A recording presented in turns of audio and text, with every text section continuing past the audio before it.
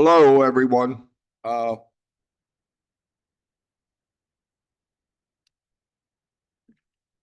me get my glasses. Where's my glasses at? Okay. Welcome to the 2025 Spring CA's Captain Conclave. Hello to the people on Zoom. My name's Bob Kilkenny, and I'm the co-chair of the retreat committee. My other co-chairman is Gordon Jeffries right here. So thank you all for coming out in person and for the people on Zoom.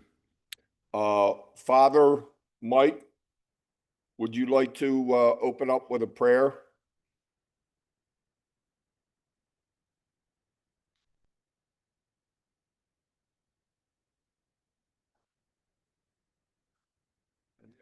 We'll pray together. In the name of the Father, and of the Son, and of the Holy Spirit. Amen. Our Father, who art in heaven, hallowed be thy name. Thy kingdom come, thy will be done, on earth as it is in heaven. Give us this day our daily bread, and forgive us our trespasses, as we forgive those who trespass against us. And lead us not into temptation, but deliver us from evil. Amen. In response, pray for us. Mother Mary, Saint Joseph, and bless us, O Lord, and these thy gifts, which we are about to receive from thy bounty through Christ our Lord. Amen. In the name of the Father, of the Son, of the Holy Spirit. Amen. And again, the retreat committee convenes these semi-annual meetings to update the captains and their key people on the progress, protocols, and modifications at the retreat house. What's going on. We provide marketing strategies, recruitment advice, and other subjects that may be advantageous to you and your groups. So we have a substantial amount of information to discuss. So please write down any of your questions and reserve them for the Q&A session. So we're going to get started, get right into it, and we're going to open with the president's address, Mike Norton. He's going to talk about the current status and the goals for 2025. Michael?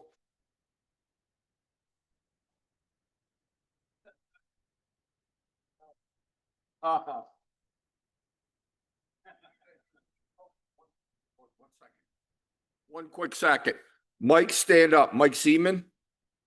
I don't know if any of you know this or not, but Joanne Bouvier is retiring. She's the assistant to the rector. She's the one that you coordinate getting your retreat directors and all that with, and setting up your retreat for any who your music people are going to be, who your retreat director. Well, now Mike is going to fill that position. He's going to be the assistant to the rector. So he's taking over that role. Get to know him. We'll get his number and address out to all you. It's on the website, right, Mike? Your information? Okay, but it will be. So good luck and welcome to Mike.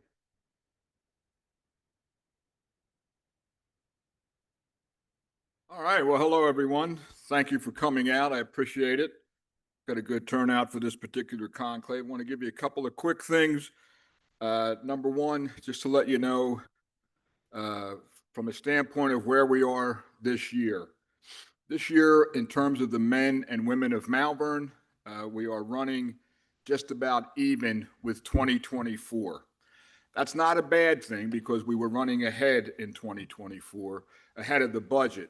We are ahead of the budget again for 2025, but since we've been far enough away from the whole pandemic and no one wants to hear about it anymore and things sort of leveled out, that it was time to start comparing year to year. While I had hoped that we would be running further ahead, We all know that some people are hurting out there, that some folks, the economy's not exactly as good as some people thought. And there are some people who the 275 may be a hardship and they just can't get here. So we're not seeing as many new first-time folks. Right now, we were running about 143 ahead of last year's numbers for total retreatants. This particular past weekend, we didn't do as well as we wanted to do. I was happy there was 161 people here. I was hoping for more, but it just looks like that. And I'm noticing that on all the retreats. I don't want to single out any particular retreat. The guys did one heck of a job recruiting. Joe Tate's here. Joe, I mean, how many new guys? I mean, there was a lot of first timers. So, yeah. That's right. A lot of young folks. So thank you, Joe, for that. That's about 10% new. That's a big number. So, but again, most of the, I'm just letting you know that I'm seeing it a little bit. Last year at this time, we were ahead by a couple of hundred. Right now, it's, 143 or something. The veterans I didn't count in a traditional retreat. I'm just comparing. Yeah. We brought back on the Veterans Retreat, which is a very, very important retreat to Malvern. Specifically, I wanted it here because we had it, Dave. You may remember when we had the Veterans Retreat. So many of our veterans are so hurting, and so we put on with Jim Catterbone and Mike Gillespie. I don't know, Eric, were you involved with that? Yeah, Father. We had a retreat for veterans to come in. And it was veterans. We used to call this the veterans with post-traumatic stress disorder, but now it's just veterans. One of the things that I think I noticed this weekend when we had it before, and Dave, you'll remember, it was a lot of Vietnam vets.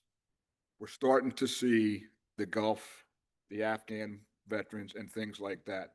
These guys and women. There was a lieutenant from the Marine Corps, a woman, who was on. There's a lot of pain, and this is something that Malvern is absolutely committed to every year. When we were talking about it, did we want more? Absolutely. But I said, I don't care if there was 7. We have to start doing something for our veterans. And this is what we're doing. We did learn something. They said, maybe you shouldn't have it on Memorial Day, right? Because a lot of them, and I thought initially when I talked about Memorial Day, I thought, oh, well, a lot of them are, they're tied up in parades or with the VFW and everything. And Bob Kilkenny, who is a veteran, said, Michael, you don't understand. Most people think Memorial Day is a happy holiday. For the veteran, it's not. It's something that reminds them of the death of a loved one and what they went through. So a lot of them, just want to get together with their friends and remember and talk and things like that. So Memorial Day and Veterans Day aren't a good day for that, but we are committed. So please put that word out there. We are committed to our veterans. So, I mean, all in all, we're having a pretty good year. I mean, the Acutis Shrine is drawing people like flies. I mean, it's amazing. And it's the younger generation, and we're very happy about that. And the men of Malvern. What's the greatest thing for me this year?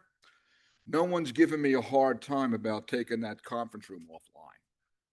Once they see what that chapel is, they realize it is a much better use than an empty fireplace. And the amount of children and schools and parent groups that are coming here is just skyrocketing. Like the phone is ringing off the hook for that.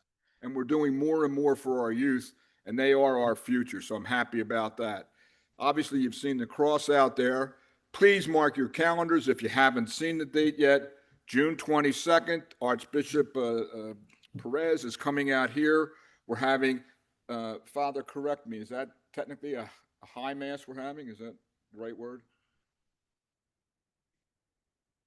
Feast of Corpus Christi. We will have a mass dedicating the cross and a blessing of the cross out on the lawn, and we'll have a reception afterwards. It's open to everybody.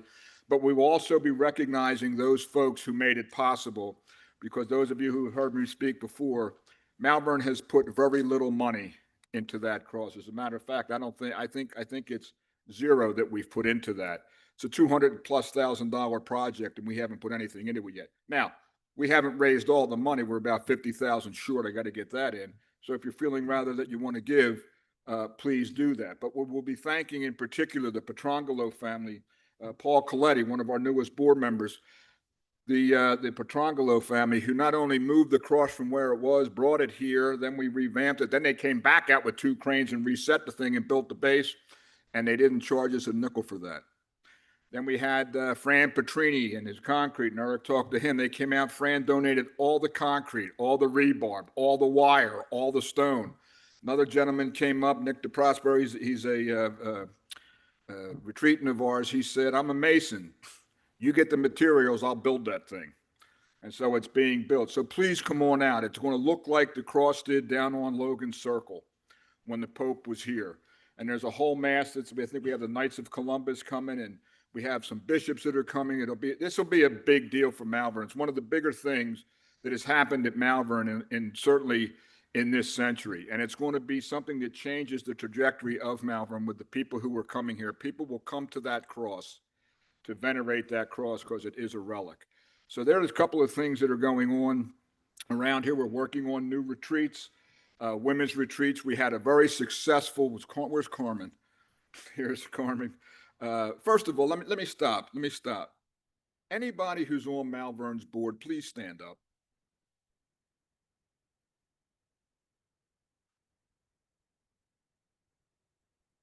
Thank you. Our 2 new board members, Chris Murray and Paul Coletti.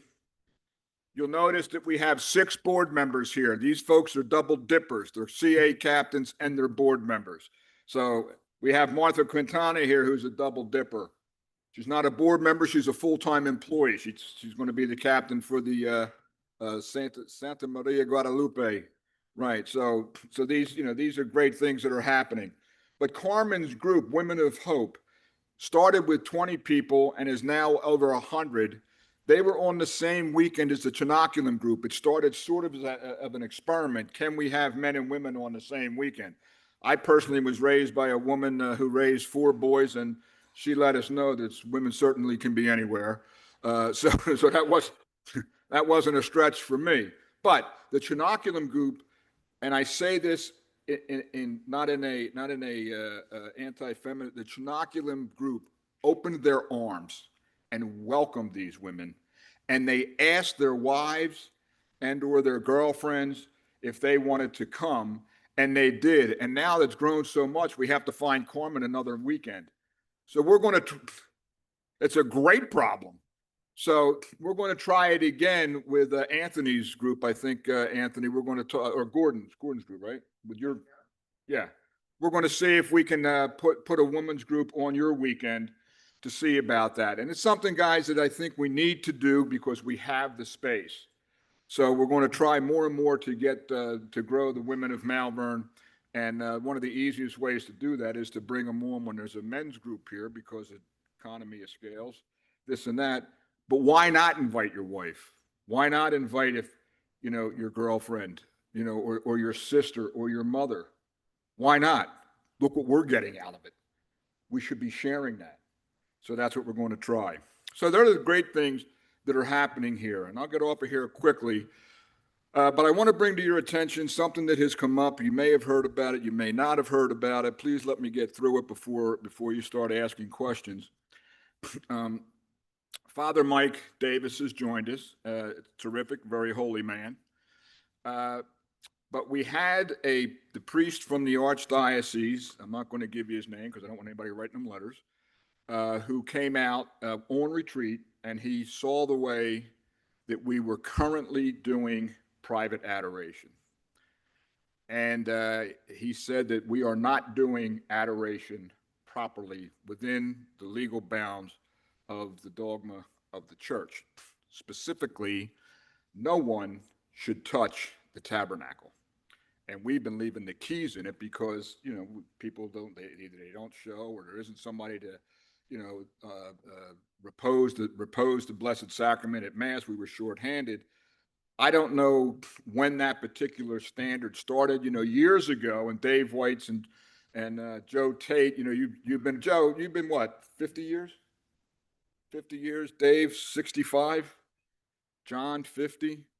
These gentlemen remember when the priest or the brother Bill would go around and expose the Blessed Sacrament in the various chapels, and someone would be there all the time. That hasn't been able to happen for whatever reason. The number of people who were on retreat. So somewhere along the line in the last 10 years, one of the rectors made a decision that it would be okay to put the Blessed Sacrament in the tabernacle, leave the key in the tabernacle, and when someone came in, they could open up the tabernacle. That is not within the teachings of the Catholic Church. I mean, I was raised when I was a kid, you didn't even step on the altar unless you were an altar boy. Now, we know how important that private adoration is. So we're working and we found a solution on how to handle this. It didn't quite work this particular weekend because the solution was not in place. So I asked, and Father Mike asked, that you not open the tabernacle. But one of the things about our adoration in those little chapels is the time that you're looking at the Blessed Sacrament. So we have a way that we can have the doors open, something in front of there that you can peel a curtain back, have your adoration, and still see the Blessed Sacrament. But there will not, after starting in Advent, most of this won't affect you guys in this room. I'm just letting you know in case you're here. Starting Advent, there will not be keys in those tabernacles anymore. It simply can't happen. It's just not allowed. Now, someone said to me, hey, Michael, we're not owned by the Archdiocese. And I'm fully aware that we're not owned by the Archdiocese, but we are bound by the law of the Catholic Church. And we have to do with the Catholic Church. It's a matter of obedience.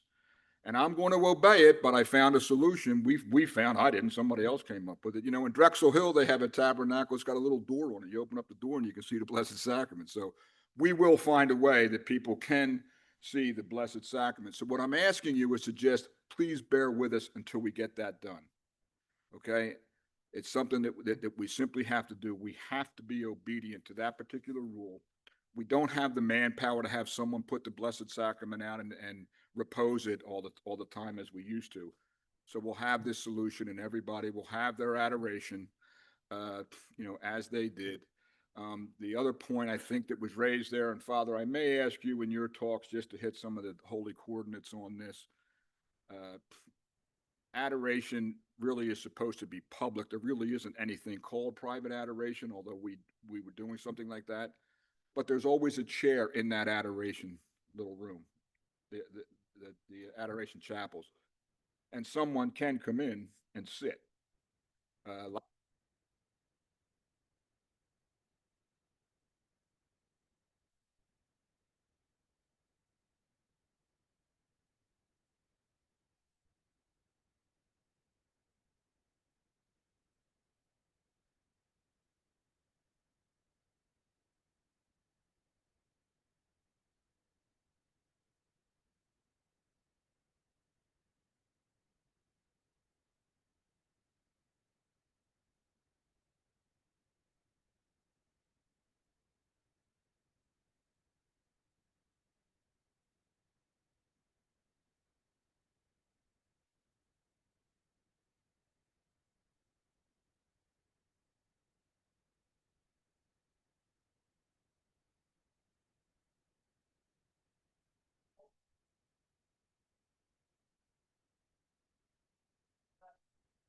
Still private adoration. That's what it is. I mean, to say it's not, to say you. But I'm saying, Joe, private adoration. Private adoration. There's no such thing. Private adoration. You hear it. One isn't what I understand. I didn't go to seminary. It's not a place where you have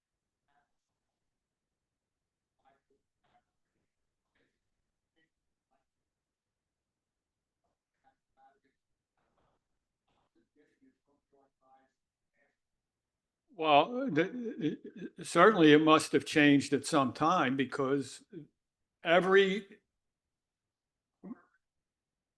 well,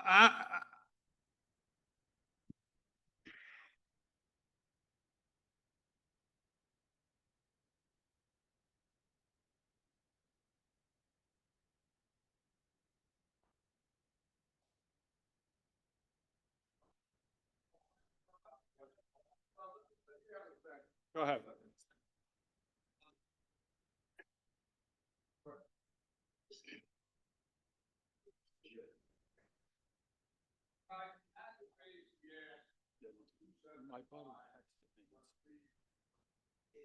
Yeah, that's why I brought the microphone. That was the most.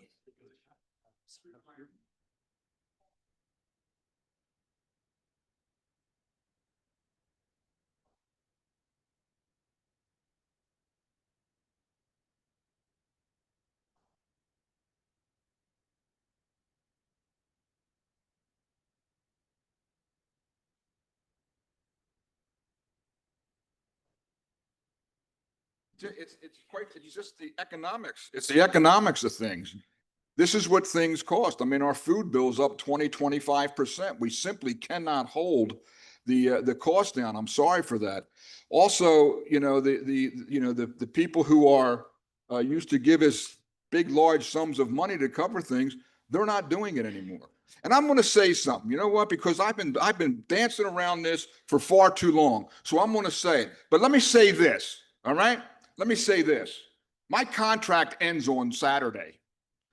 So if you're going to get mad at something that I say here, my contract's over. So we can get someone else to do this job. Because I've been playing on this thing on this particular ask for I don't know how long. And I got to tell you guys, I'm tired of it.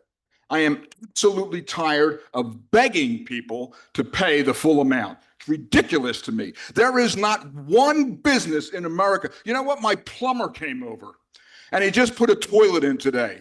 And he said, the bill's $800. I said, that's great. Here's $600. What are you talking about? I said, well, it's a free will offering. I don't want to pay it. It doesn't work, guys. So I get these daggers, maybe not from this group, but people look at me like, oh my God, all you guys want is the money. You're right, we do want the money, because if we don't have it, we don't have this place. So anybody here who's unhappy with Michael Norton because they say that he's raising the price too much, please let me know. Okay? Because I do not have to. That's not a threat. I'm just telling you, I can't do it anymore. I cannot stand in front of people and ask them to pay $275 and then have it come in at $250 and watch Malvern lose money. Last year, we had over $100,000 in unpaid retreat fees. There is not a business in America that can do that. All right? So that's why the thing's going to two. You can see how passionate I'm about it. We simply can't do it. It's ridiculous. And the fact of the matter is, it's always the guy who calls me that complains the most, and he hasn't given Malvern a nickel. It's always that guy. I can't do it, folks. I simply can't do it. Somebody will come up and they'll say, I guarantee you, as God is my witness, someone is going to call me and say, this whole thing with the adoration and whatnot, this is our house. And you know what I say to them? Good, then pay for it. Then act like it's your house. Because I cover the bills at my house. And I am tired of coming out here and asking someone else to cover the bills for this retreat house. It is our responsibility to do that. Amen? Amen. So guys, that free will offering is dead. It is dead. Now, that doesn't mean we'll turn somebody away, but they need to let us know so we can keep track of it. So that we can say, okay, there were 6 scholarships on a particular weekend. Therefore, the rest of the group, their average ask was over the ask. If we don't know about it, then it skews the average ask. We'll never turn anybody away, but we simply cannot have this. I'm at the point with some groups, I'm going to be honest with you. I'm at the point with some groups where saying, unless your people are paid in full, by the time they come here, they're not coming. I had one group with $75 a person short of the ask. Let that one sink in. Can't happen. So I'm sorry that I get excited, but I have been banging my head against the wall and begging people to pay for something that can be life-saving, and they just don't do it. And then they got the nerve. I'm sorry, you got me started. Then they got the nerve to jump into the Mercedes and drive out. And I'm like, are you kidding me? Are you kidding me? You're driving a $70,000 car and you can't give $275 for something as important as this? Doesn't work. So as captains, we're going to be on people like ugly on an ape. And if that group doesn't make its nut, then next year they're paying in full. And you know what somebody said to me? Michael, we'll lose some of the retreatants. You know who we're going to lose? The folks that weren't paying. Thank you. Do I need to say anything else? I'm sorry. I get. What's that?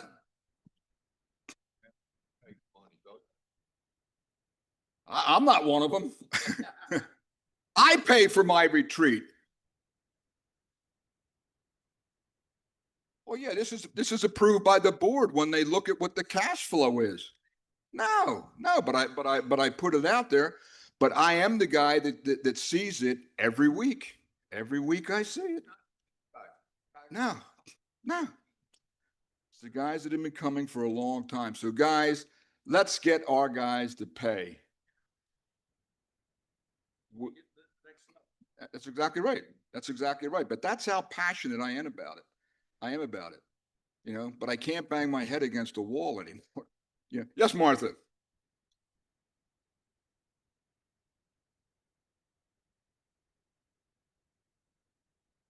Well, then I think that I got a board meeting. We have a board meeting, got 6 of the board members here next week. We will get that put in where someone says, isn't it a free offering? No, but if you need help, there's ways to help, but it is not a free offering. Yes, sir. Absolutely. I agree with you 100%. Thank you. My name is Mike Leisner, and I'm a 50-plus year retreatant. And I understand exactly your passion, Mike, and I appreciate your passion.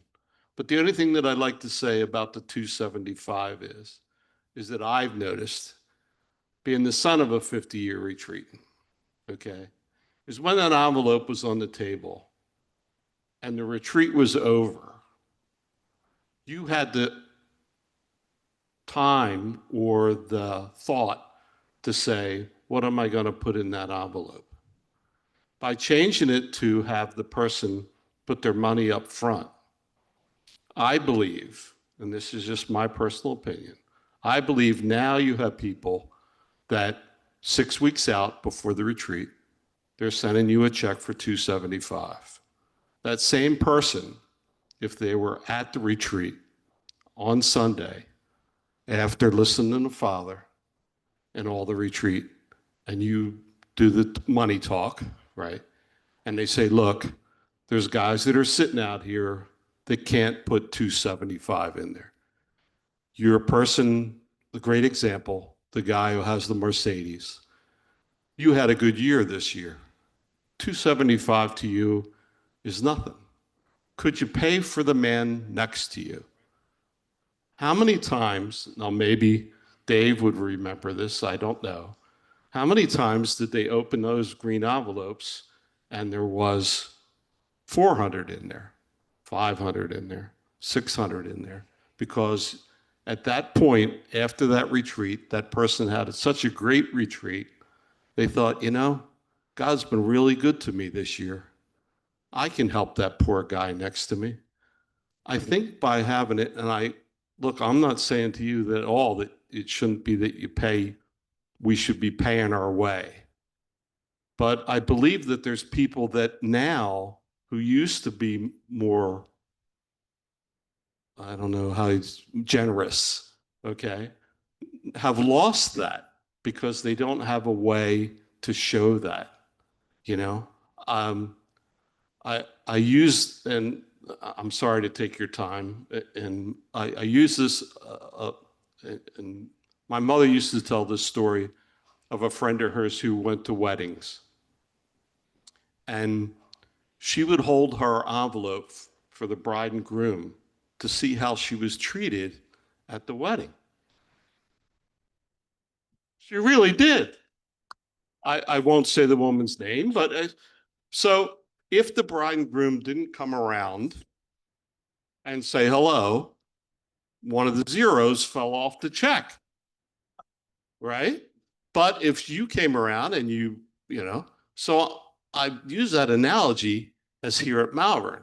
There's nothing like standing right here at Malvern. I think that's the hugest selling point that we have. So how do you get the person then to say, look, we've already billed you for the 275 and you already paid that, right?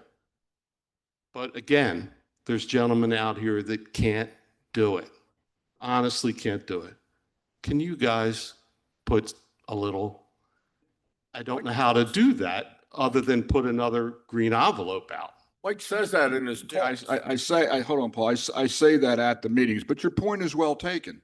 You know, my father took it a step further. He took 2 checks. He had one in one pocket, one in the other. Listen, Depending on the meal, you got the better check. listen, let's write your questions down because we're dragging this on. Right. Write your questions down and because we got to move on. Point is, folks, I don't have all the answers.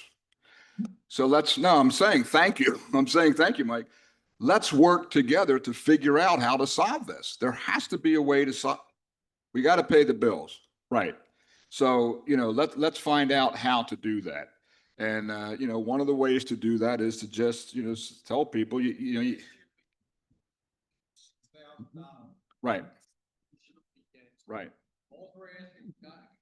Ladies and gentlemen, let's do it one more time. Yeah, let's do it one more time. Let's just pay for what I consider is an unbelievable privilege to come out to these grounds to spend quiet time with God. I don't know how you can put a price tag on it, but we've managed to do that. So, let's take care of that. Thank you. All right. Thank you, Michael. Okay. Thank you. Father?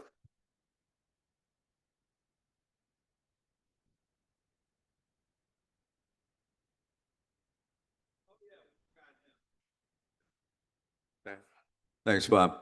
Good evening, everyone. And thank you for your leadership, as captains, as you invite others to come to reflect, refresh, and rejoice. That's really what it's all about here. And so, I'm going to respond just to come in as Michael had invited me just a little bit ago. There is private adoration here. But what I have to offer education about, and I'll be doing this in an ongoing way, I prepared something for a newsletter too. We have to make the distinction. We worship Jesus in the Blessed Sacrament, in the Holy Eucharist. We do it in 2 ways. The first is private adoration. That's what takes place in the adoration chapels. In the liturgy documents, that's when the Blessed Sacrament is reserved in the tabernacle. Just as when you go into your parish church, the Blessed Sacrament is in the tabernacle when the sanctuary light is lit. And commonly, people get to Mass a little bit earlier, precisely so they have adoration time. But it's adoration, it's private. So that's the one manner of worshiping Jesus truly present in the Holy Eucharist. The other manner is exposition. This is going to dovetail into one of my points tonight, actually. But yet the other is exposition. It is to expose. So that's where the Blessed Sacrament in a luna is placed in a monstrance, then it's placed for public view. But it's not liturgically proper just to have someone just take a monstrance, put it on the altar, and then place the lunette in the monstrance. That takes place within a liturgical rite. It's called the rite of exposition of the Holy Eucharist. And I did that just a couple Sundays ago. A couple groups had come in to the Blessed Carlo Acutis Shrine. And they wanted to have a holy hour. So I was asked to go down and to expose the Blessed Sacrament for the time of worship. I concluded it with benediction. That's how we do exposition liturgically correctly. We have to understand something about the word Catholic to begin with. We think of Catholic at first, and we think of distinctions. We think of we who are Catholic, perhaps, then there are those who are Lutheran, those who are Episcopalian, and so forth. The word Catholic itself, which is one of the 4 marks of the church, one of the 4 essential qualities of church, Catholic means universal. So it means regardless of where you are, if it's private adoration or it's exposition of the Blessed Sacrament, the exact same practices are happening, regardless of where that is. I have to reference our mission statement. Rooted in the Catholic faith, we offer retreats, programs, and events to help people deepen their relationship with God and find peace. And so it's true. I get it. I understand it. This is not a diocesan retreat facility. I understand that. But yet we're a Catholic retreat center, the oldest one in the United States. You know as well as I do, our roots go back to 1912, to 1921 at this particular location. We are the oldest Catholic retreat house in the United States. But notice, Catholic retreat house. As a priest, and I've been a pastor for many years, and the primary work as a priest is to lead people to Christ. But you have that responsibility too, because you're baptized into Christ. Remember my homilets. Each of you is a disciple, a learner, as long as you live, and you're an apostle. You're sent to lead others to Christ. And so, but what I find, an essential part of my work, and I love doing it anyway, an essential part of my work is to catechize, is to instruct people about the Catholic faith. Part and parcel of instructing them about the Catholic faith is instructing them about correct liturgical practices. And so there is adoration here, but we have to make the distinction. Adoration means private. Exposition is public. That's going to dovetail into one of the other points I have to bring up. In light of a mass amount of confusion in the past several retreats, that we really have to go with the weekend cards for traditional retreats. We have to move in that direction. We've had an experience on several recent weekends, when there were various options that were suggested, and it caused mass confusion for several people, including the retreat director. Confusing the retreat director, confusing the retreatants, confusing the staff. And I have to tell you, our staff is very limited at this point. When we talk about our sacristans, hospitality coordinators, our staff is very limited at this point. And so we really have to move to follow the weekend cards. Yes, Ann? The traditional schedule printed by Malvern. And I had mentioned a moment ago, this dovetails into what I'd already said, because I want to offer the fullness of Eucharistic worship. You already have adoration. That's not being taken away. To do it properly, Michael and I are just asking that you not open the tabernacle. Because to be quite specific, there are limited people who can open the tabernacle. The ordinary ministers of Holy Communion, they are the ordained bishops, priests, and deacons, and extraordinary ministers of Holy Communion. They are the ones who can open the tabernacle. It's because even extraordinary ministers of Holy Communion, and now we have several that are commissioned here at Malvern. They can do that because they've been trained. Archbishop Perez has appointed them to that, and they've been commissioned for ministry here. I'm also grateful because since I've been here on some of the retreat weekends, and it's beautiful that we need assistance with Holy Communion. It's beautiful it's not just a retreat director or a concelebrating priest. It's wonderful that we need additional ministers of Holy Communion. That's beautiful.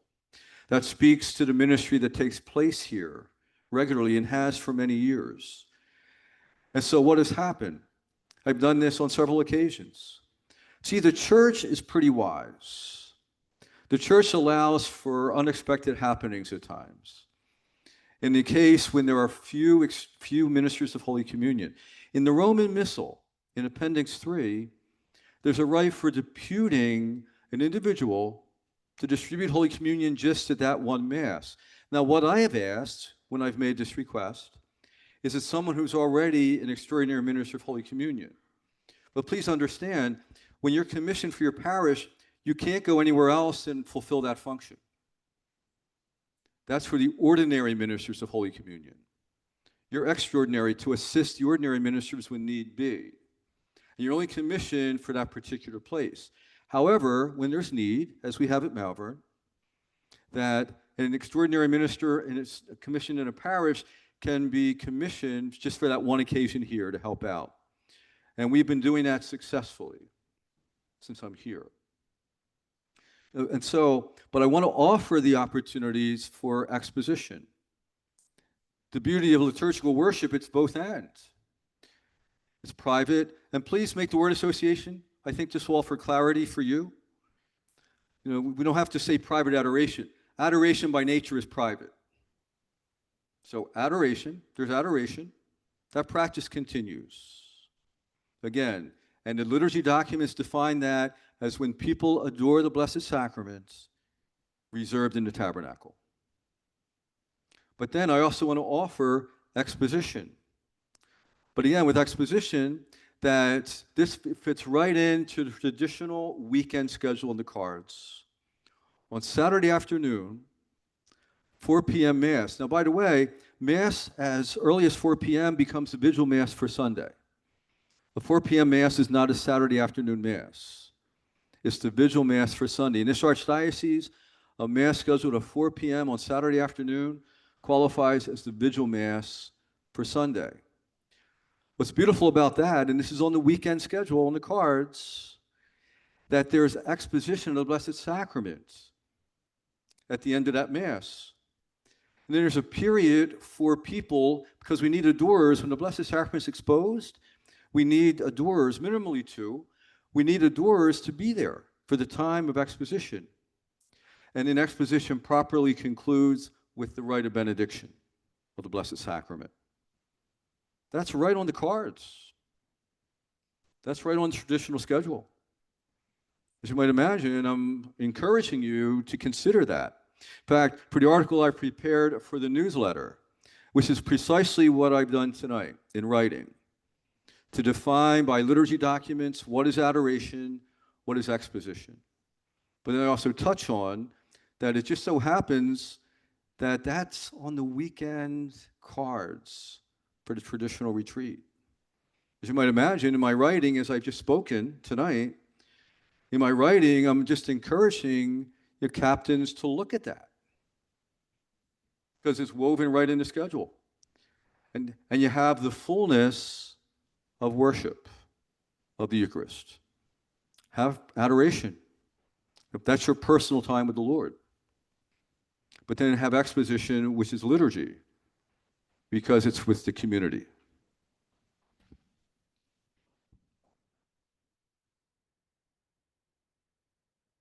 And I will speak about what wedding's all about. But Chris?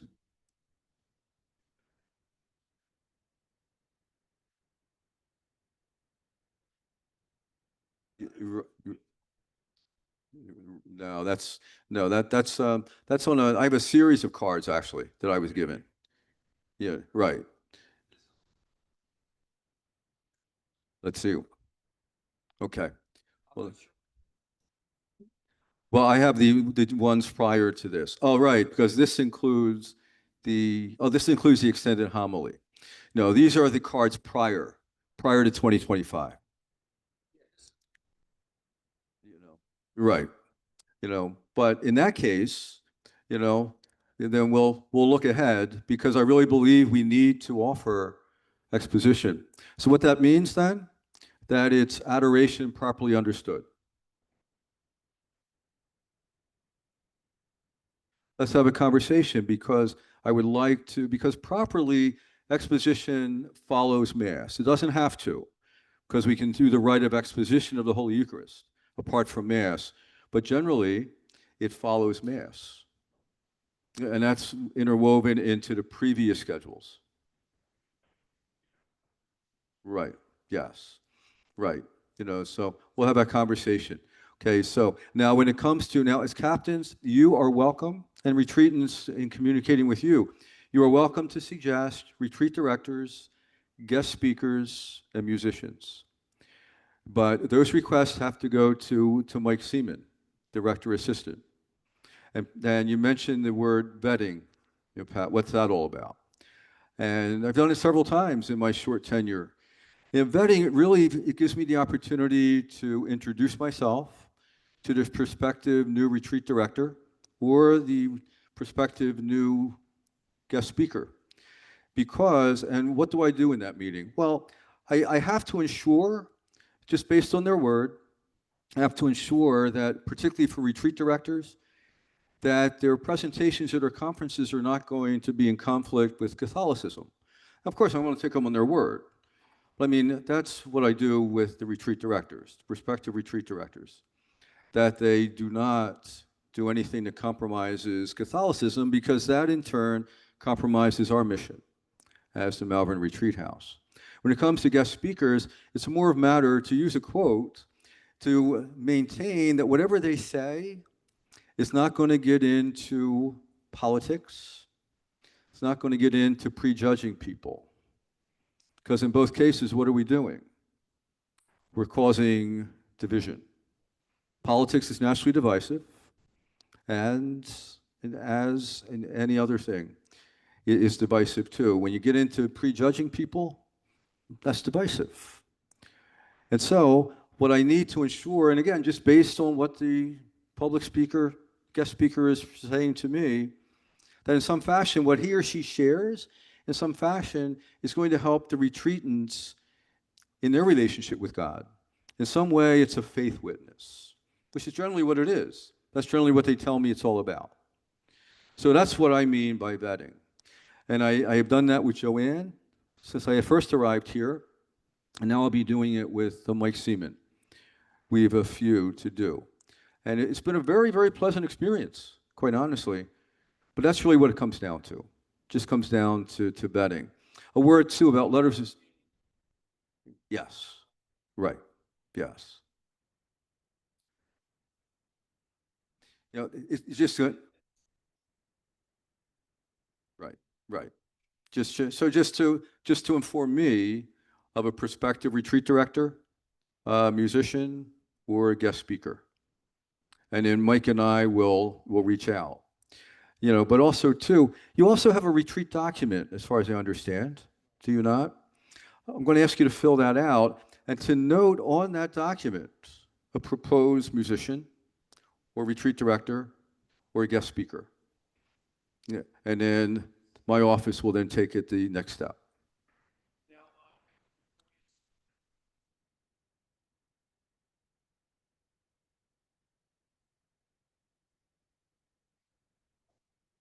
Yeah, let me know. But here's the caveat, though, that it comes to me to approve the director and the guest speaker.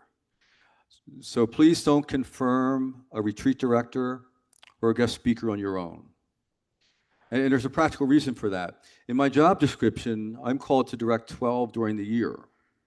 And so in looking ahead to 2026, and sitting down with Mike in the ministry department, I'll plot that out. I'll plot those 12 out. And so by all means, like I said, make the suggestions, and alert Mike Seaman about that in the director's office. And then Mike and I will take it the next step to do the vetting.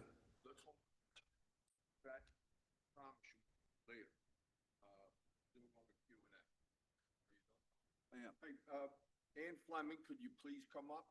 And Carmen, please. We forgot to give one captain their pin. I thought she got it last year.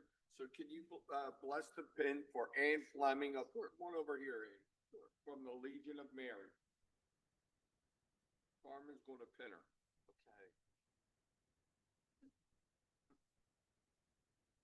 Loving God, first I ask your blessing on this pin, this symbol to Anne of her leadership in attracting others to come to our retreat house, not only to be rejuvenated in all the ministry of the Legionaries of Mary, but also for themselves too, to come here to reflect, refresh, and to rejoice. In the name of the Father, and of the Son, and of the Holy Spirit. Amen.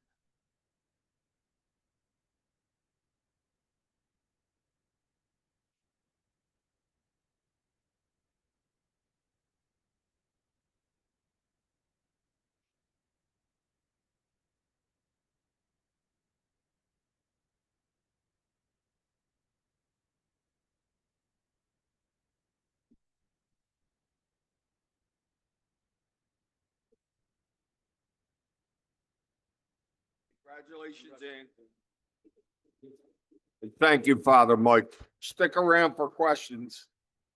All right, next is Mike Gillespie. Talking about marketing strategies for your group.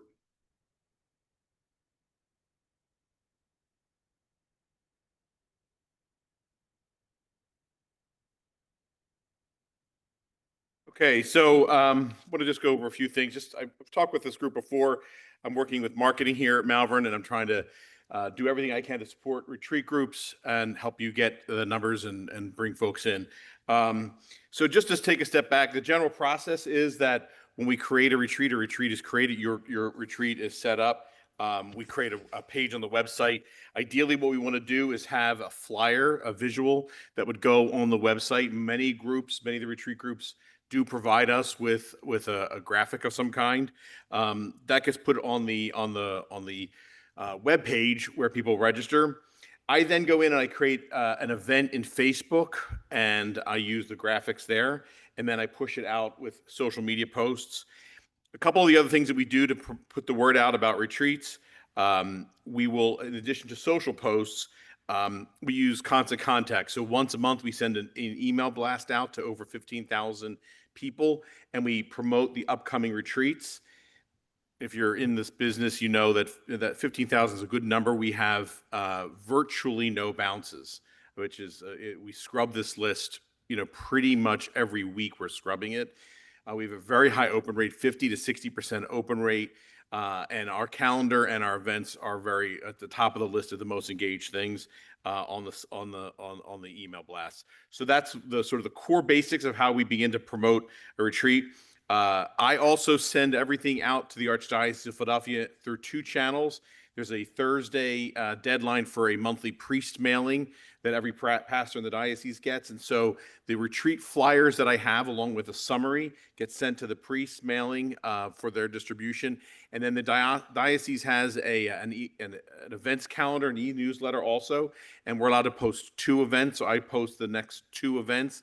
Now, to be perfectly honest, in that case, I can't always promote one of the traditional retreats. If there's sort of like something with the Archbishop coming up, they're only going to let me promote 2. I've got to promote something that's a much wider appeal to across the diocese. So I use that platform in that regard.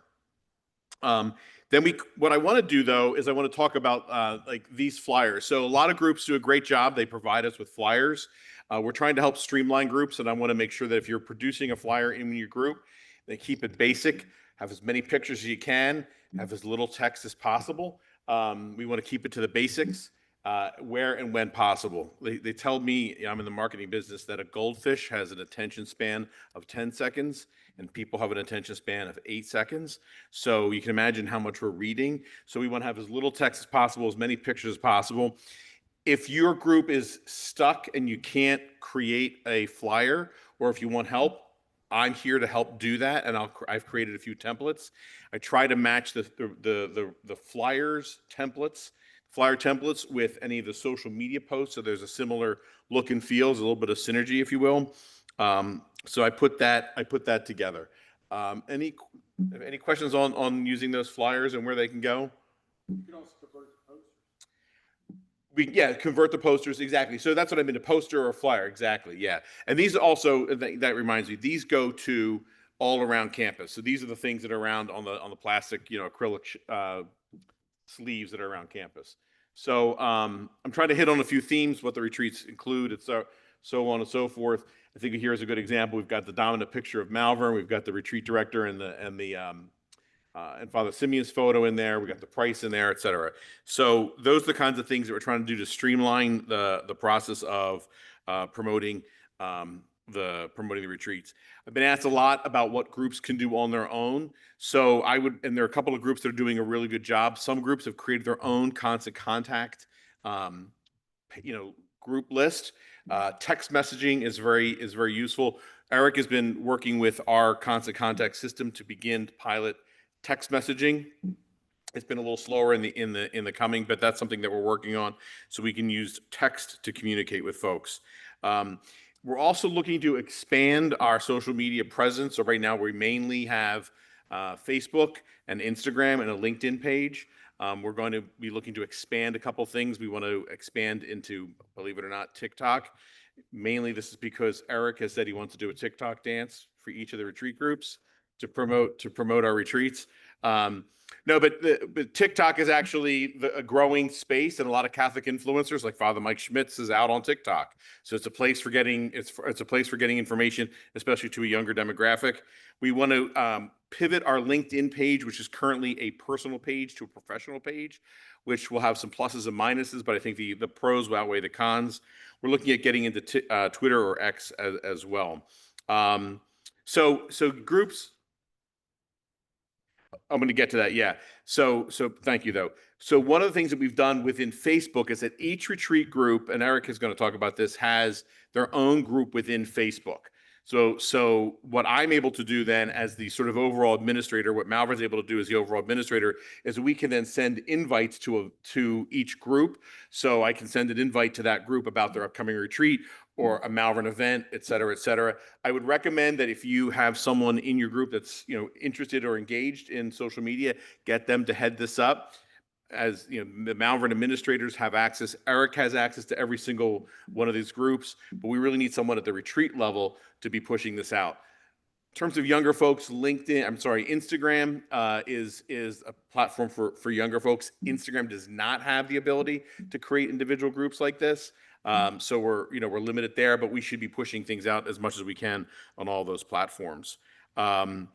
Back to what retreat groups can do themselves, I think. So if you look at having your own Constant Contact or MailChimp, I think that's a really good way of doing that. Take advantage of the Facebook groups. Some groups have spent a little bit of money to promote their retreat weekend. If you have a high profile speaker, I did this with your group. So we had Phil Martelli. So we were able to tie in all of the St. Joe's alumni basketball web page or Facebook page and the St. Joe's men's basketball page, and we connected them to our posts to get a lot more outside traffic. So I'm hoping that drew a little bit of traffic to the post. The post did relatively well compared to other posts. So if you have an outside speaker that's got a little bit of a footprint of some traffic or a high profile, certainly put them in. Even if you dig deeper, so Father Simeon's religious community, they have a really great Facebook presence, social media presence. So whenever we promote Father Simeon, I put his order into the social media posts, and that means they get mentioned that we're promoting their group. So it's a way of getting the word out. So those are the things that are going on. Just some quick highlights. We crossed the 5,000 follower benchmark on Facebook. So we did that over the weekend. So that's gone up about 20% in the last year, which I'm pretty happy about. The Vets Retreat was a great success. I mean, I think Bob thought it was pretty well attended, and I think there's a lot of momentum for that for next year. And Villanova, we're planning a Villanova alumni retreat. They've been really low profile since the last couple of weeks. No one's ever heard of Villanova, right? So I'd like to charge $4,000 a person for this retreat. That's my goal. But we're planning that for the fall. And that's going to be a template for hopefully the other, sort of Catholic schools, so LaSalle, St. Joe's, right, that are going to attract folks to have their own retreat. That's my update at this point. Are any questions? Anything I can help with? Certainly, my email. You can just get me through the website or through the front office. Go ahead. I'm sorry. Sure.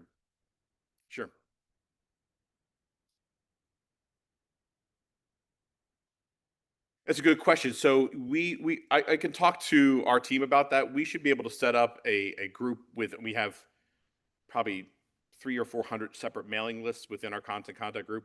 If we can carve them off, we could create that. What we would have to do is just be careful about how much time that is happening on the Malvern end to be putting that out there. I don't know that we can give access to everyone to our account, but if we could create a list, then maybe we could, if you gave us the content, maybe we could quickly put together an email distribution. I think the biggest thing would be to get that list of good emails, and then let us work with that. But let me get back to you on that. Just shoot me an email on that too. I think it could be a beneficial thing to pursue.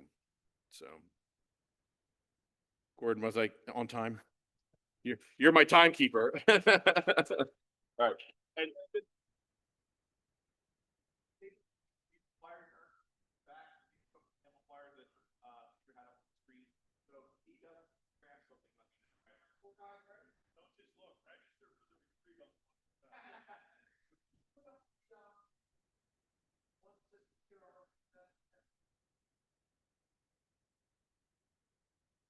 Thanks. So let me be clear. Nobody in this room has all the answers, as Mike Norton pointed out. But what we do have as a community, as a fellowship, as a bond of brothers and sisters, is we have commonality of need and purpose. And as a result of those commonalities, we have common goals. And as a result of those goals, we have common solutions. So one of the thoughts we had was to take some of the groups. I mean, everybody can come up here and give 2 points. And maybe we should do some more of that when we do our training coming up. But we wanted to invite some of the groups to come up, in particular, and just give a couple of the points that they have utilized to help improve their numbers.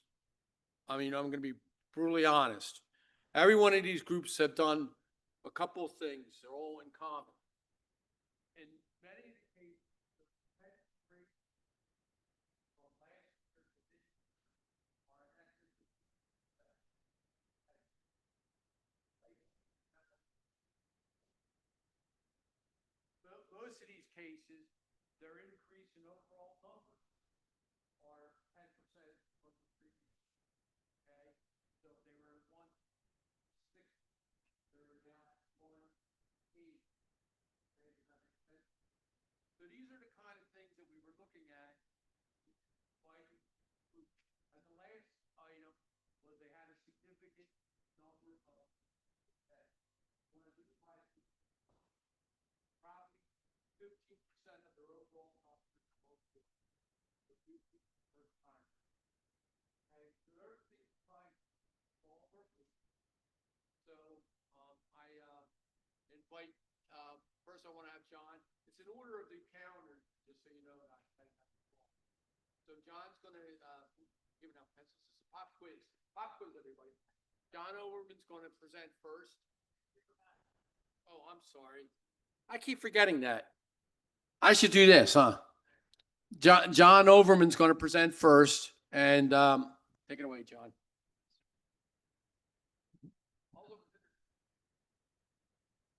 All right, I wanted to start by talking about what I like to call Malvern carpenter pencil evangelization.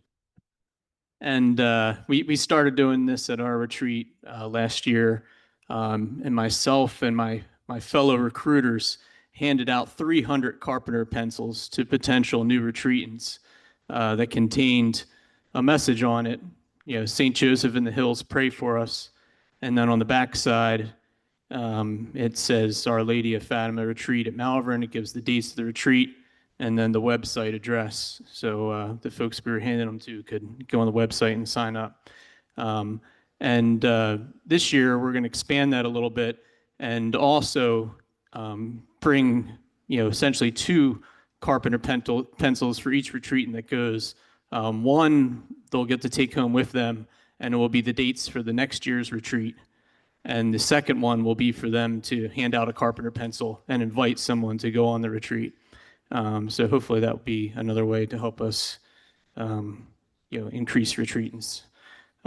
Also, we had a handout that we gave out here, probably more beneficial for our newer captains than folks who have been around a while, but some tips here for bringing new retreatants. And then behind the first page there is just a copy of all the slides. So I'd like to start by a quote here that Pope Leo XIV recently quoted St. Leo the Great saying, "All the good we do in the exercise of our ministry is the work of Christ and not our own, for we can do nothing without him." So definitely a great quote there by St. Leo the Great that Pope Leo shared with us. And, I definitely agree that the first step always has to be prayer and asking for God's guidance, so that fully relying on God's grace will be provided the strength to be God's instruments by loving God and by sharing God's love, mercy, and joy with others. I know some people in the room have done Exodus 90 before, and there's a great quote from Exodus 90 that God does everything and we attempt everything at the same time. And I think those are some powerful words to consider because I know for me, I don't have a ton of charisma, so I'm really dependent on God to help me bring people to Malvern, and he's done a great job of that. Is the slides going to go up or no?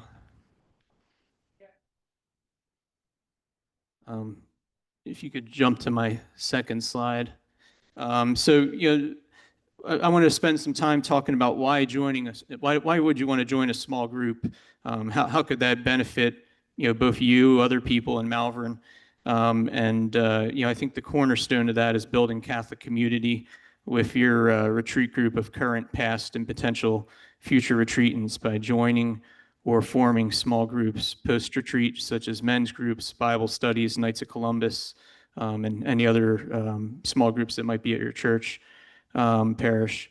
But I think the key here is, we don't want to join a small group just so we can invite someone to Malvern. We want to join a small group because we want to have, authentic, friendships with the people that are in our group, and we want to become a major part of that group and a leader in that group. And when that happens, I think there's something powerful there, and you'll get to walk together with your group members on a path to holiness in our Heavenly Father. And when we do that, I think people are naturally going to want to come to Malvern with us because we've become an important part of their life. Next slide, please.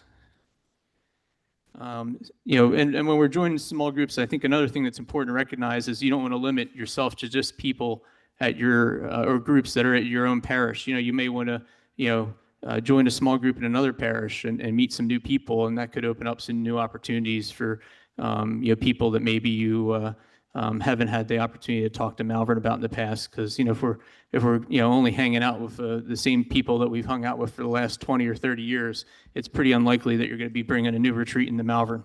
So definitely consider expanding where you're going there. Why don't we skip over the next two slides, because I know I'm running probably a little bit long here already. Let's go to the using RPS. So I wanted to talk a little bit here about using RPS to develop recruiting goals. So the first step here is clicking on recruiters. Then you click on the recruiter's name, and then step 3 here is transferring key information from RPS into an Excel spreadsheet. For me, I like to take what the retreatant count that they have under each recruiter, and then how many retreatants they had, either for 1 year prior or possibly even 2 years prior. And then if you could go to the next slide, then I'll transfer that into an Excel sheet that has the names of all my recruiters. It's got how many retreatants they have under them, what their past number of retreatants was. I'll try to set some high and low goals based on their past performance and the direction that they've been trending in the last couple of years. And then also have a discussion with them and see what they think is a realistic goal, and then finalize that goal, and then track it. If we could go to the next slide. I think it's important that we continue to track these goals after we make them, and send out a monthly update to the group, because if we're not doing that, people are going to forget about what their goal even was. But if we are doing that, it does help to create some accountability, and folks will be more likely to achieve those goals. And then in addition to that, we want to be trying to help our recruiters in achieving their goals. And, one thing we can do that with them is with the messaging that we're sending to our groups. If you could go to the next slide. The big thing we want to be, helping our recruiters with is, inspiring, their retreatants to either come back or come for the first time, or maybe come for the 10th time. And, I think one of the great ways we can do that is by telling them about the gifts that Malvern has planned for them. And if we could go to the last slide, I'm not going to run through all these because I'm pretty sure I'm at my 5-minute limit here. But just in terms of the first couple here, which are the most important, we want to remind our retreatants, that they're going to experience the gift of mercy received during the sacrament of confession. We want to remind them about the gift of partaking in God's divine nature as Jesus feeds us with himself, transforming us from within and making us into himself during Mass as we receive the Eucharist in a state of grace. Number 3 is about adoration. Number 4, the rosary. 5 is a big one, the gift of fellowship with our family, friends, and small group members and other fellow retreatants. 6, we start to get into the Blessed Carlo Acutis Shrine and what Mary B's been doing with providing us the opportunity to make third-class relics, St. Carlo or Blessed Carlo Acutis prayer cards, and be able to give those to family and friends when we return home. I'm sure most of us could go on here with quite a large list in terms of those gifts. But thank you very much for your time tonight. Appreciate it. Yeah.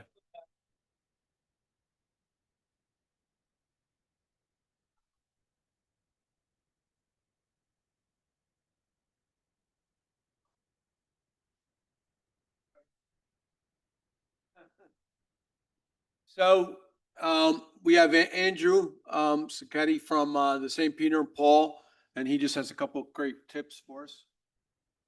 Thanks, Pat. Hi, I'm Drew Sincata. I'm with the St. Peter and Paul group. And I'd just like to go over a few things that we as a group worked on the last couple years. And we've had some success bringing some new people out, and we've had some success with our retention rate. So one of the things we had to do, and I'd like to share with you, is we had to review the current status of our group. So we've been around for 88 years now, and we used to be a very large 300-person group. We had extra beds up here in McShane, and as a group, we just kind of managed the men every year, set up the retreat. We didn't worry a lot about recruiting because everybody was there. So what we ended up doing, we started losing people in 2018, 2019, we had a bad snowstorm, and then we had COVID. So our group number really took a hit. So what we had to do was we had to look at the current reality and take a hard look at where we really were, not where we used to be. And that's what we did. And when we found out, we weren't a 300-person group anymore. Now we're 100 people. And that's good and bad. It's good in that we're still alive. We're still a group. We're still in business. And we have an opportunity to grow and regrow. And it was bad in that we weren't the same size that we used to be. But it was important for us because we had to understand, where were we? Let's stop looking back. We're not 20 years ago. Where are we today? And once we did that, we were able to communicate with the rest of our group. And on our retreat, instead of saying, hey, everybody bring a friend, what we started doing was saying, through our communication, through our messaging, hey guys, let's stop talking about where is everybody. The only people that are here are the people that are here. The other guys, for whatever reason, have moved on, and we need to regrow the group. So when we got that message out, we were able to, as a group, create a new mission. And that mission for us was, we've been around almost 100 years. We want to be around another 100 years. Now, how are we going to do that? So what we ended up doing was we asked for help. We asked the group, we need the help. We have to get this group growing, and we need your help. We can't go with the bring a friend, even though we know if everybody brought one person, our retreat is full, which is great, and we want to do that. But we had to let them know where we were. And by letting everybody know, we were able to have certain associate captains step up and start bringing more people. And then we were able to get more captains, more associate captains in, and they were bringing more people. So over the last couple of years, we've had about 25 new guys per year with good retention. And it's because of this process that we went through. So I would encourage you as captains to take a step back from what I would call the day-to-day, which is who's my speaker, what's my schedule, who am I calling, how are we calling, how are we going to recruit, and just take a step back and review your group. You may be full right now. You may be at 300 people. Everything may be great, but we know there's turnover. We know things are going to change. We don't know what's going to happen. So that process is good, whether you're at the top or if you're a small group just starting out, or if you've lost people and you need to regrow. So it's an important process.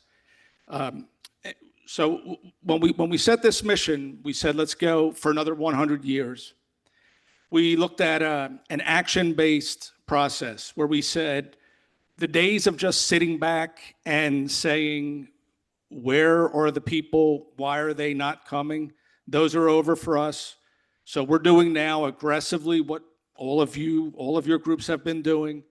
We're doing the recruiting, we're doing the mailing, we're doing the phone calls, and we're creating, we're not managing.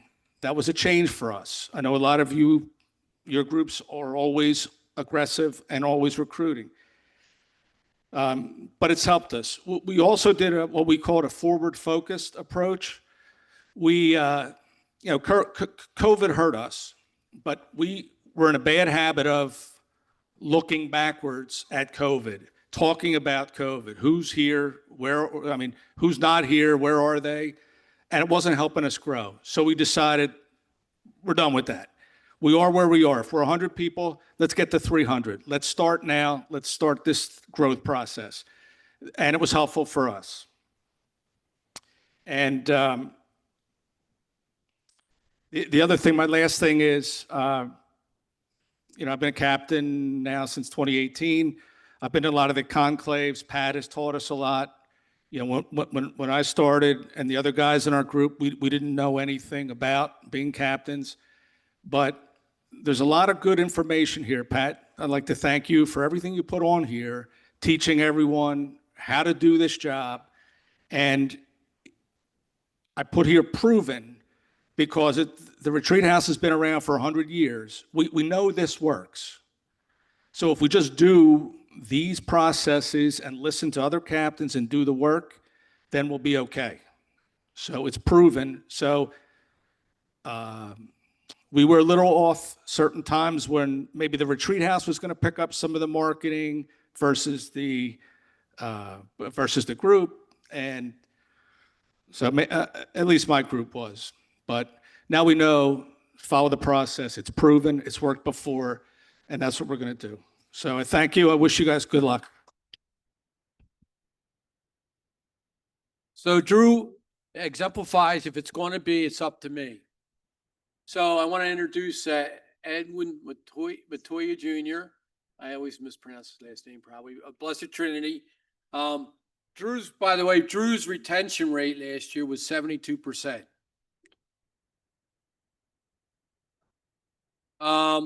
Blessed Trinity's retention was 62%. They had 45 new retreatants this year, 52 last year. They went from 130 3 years ago to 210 this year. Okay, just get statistical numbers.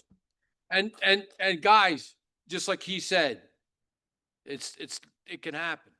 All right, whether you're sitting there and saying, "How can it happen?" It can happen. Thanks, Pat. Good evening, folks. Edwin F. Montute, correct pronunciation. That's all right. First and foremost, can we do a round of applause for the captains who are coming up today to share this information with you? And a round of applause for all of you who are here tonight. There's a number of us who aren't here, but for those who are able to make it and for those out actually out on the Zoom, this is a great opportunity for us to meet, talk, and learn from each other. And as Andrew said, trust the process. So there it is. I know I have a presentation. I kind of wanted to do this as a conversation, more so than a lecture. And based on the conversation, I want to say that we want to go through and unpack, not just me, but all of us who come to speak to you. We're coming to unpack and identify what makes our groups consistently grow, not just Blessed Trinity, but all of our groups. What do we do to help our groups to grow? And looking at that, we also want to look at how do we keep a new retreats coming back? So with that, I'll say, I'm trying to think of a title for this. The Heart of the Invitation. How about that? You like that? The Heart of the Invitation, Growing Our Retreat Family. That'll be the title for this conversation that we're going to have today. First section, what we're going to do, follow up, follow up, follow up. When do we follow up? Before, during, and after our retreats.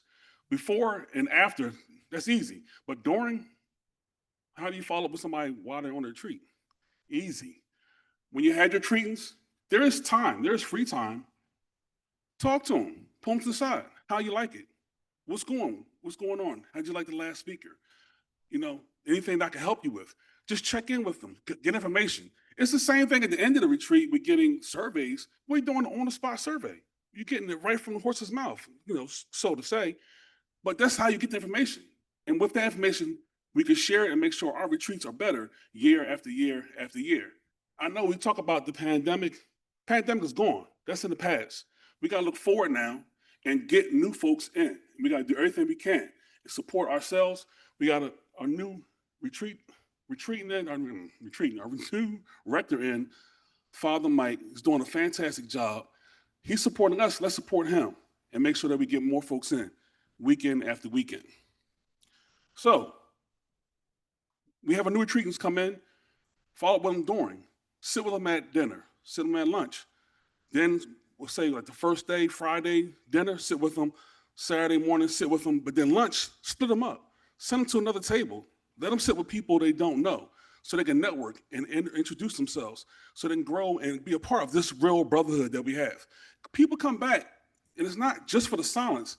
It's for the brotherhood and the womanhood, the camaraderie that exists. Thank you. The camaraderie that exists within this place. It's no place else in the world like this, and we need to push on that and sell that. Section 2, marketing. We've touched on marketing, but marketing is more than that. It's marketing and leadership.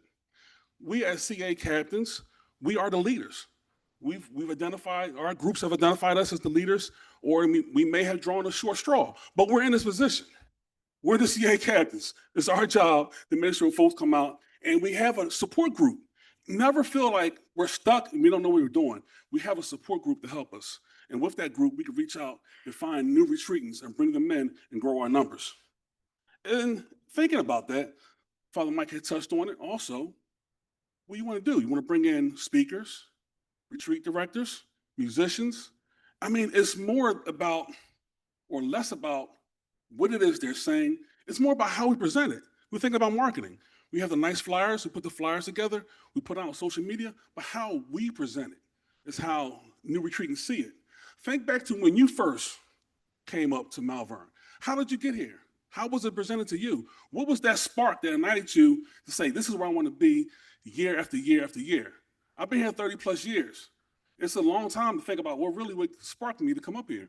But what I can think about is what keeps me here. And that's what we need to think about when we're talking to new retreatants and figure out what it is that'll get them here. But beyond that, what is it that will keep them here? When we're talking about selling, and I know Pat is going to kill me. We're talking about selling. If you think about it, there's no product here to sell. We're not selling products.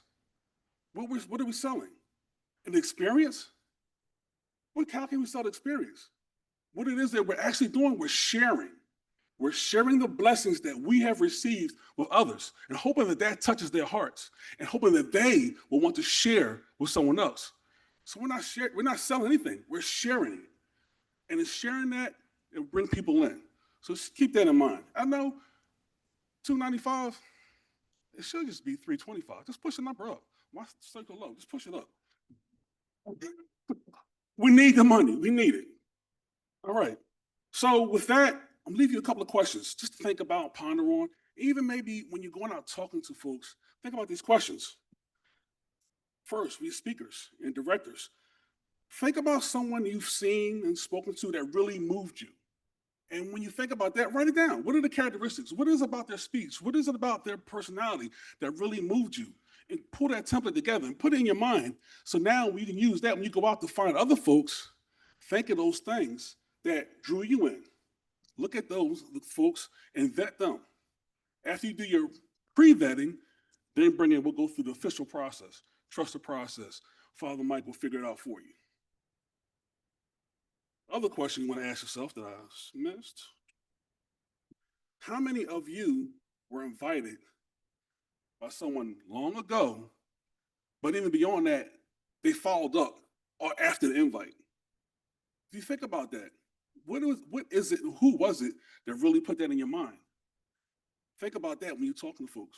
Invite them and follow up. I may have a buddy of mine, I'm thinking about Paul. Paul and I have been friends over 20 years. I've been coming here over 30 years. And the overlap, I would say about 10 years, I've been trying to get Paul up here. The 1 year I got him here was the same year I got my father here. Father will never come up here.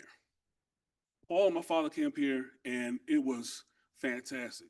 They had such a great time, enjoyed themselves, talking to each other, and they built a connection. Now, Paul has, he's had some issues with the church, and he hasn't come back. But I'm not giving up on him. We still have that friendships. I still talk to him. So I may not get him next year, but I guarantee I'm going to get him in the next couple of years. I'm going to get him back here. My dad, he's in a wheelchair, and he's up in age. I can't get him here, but, I went to see him today, and I pray for him all the time. And I say, if we get an opportunity to get you back here, we're going to do that. Get you back here one more time. But you just got to keep doing it. You got to keep asking. They're going to say no. I mean, I'm a horrible salesman. I hate when people say no to me because then I'm like, well, forget, I'm going to somebody else. But you got to stick to it. You got to stick to it. You got to keep asking. And eventually they'll say yes. All right? With that, we'll say, congratulations. There you go, bud. Chris Murray.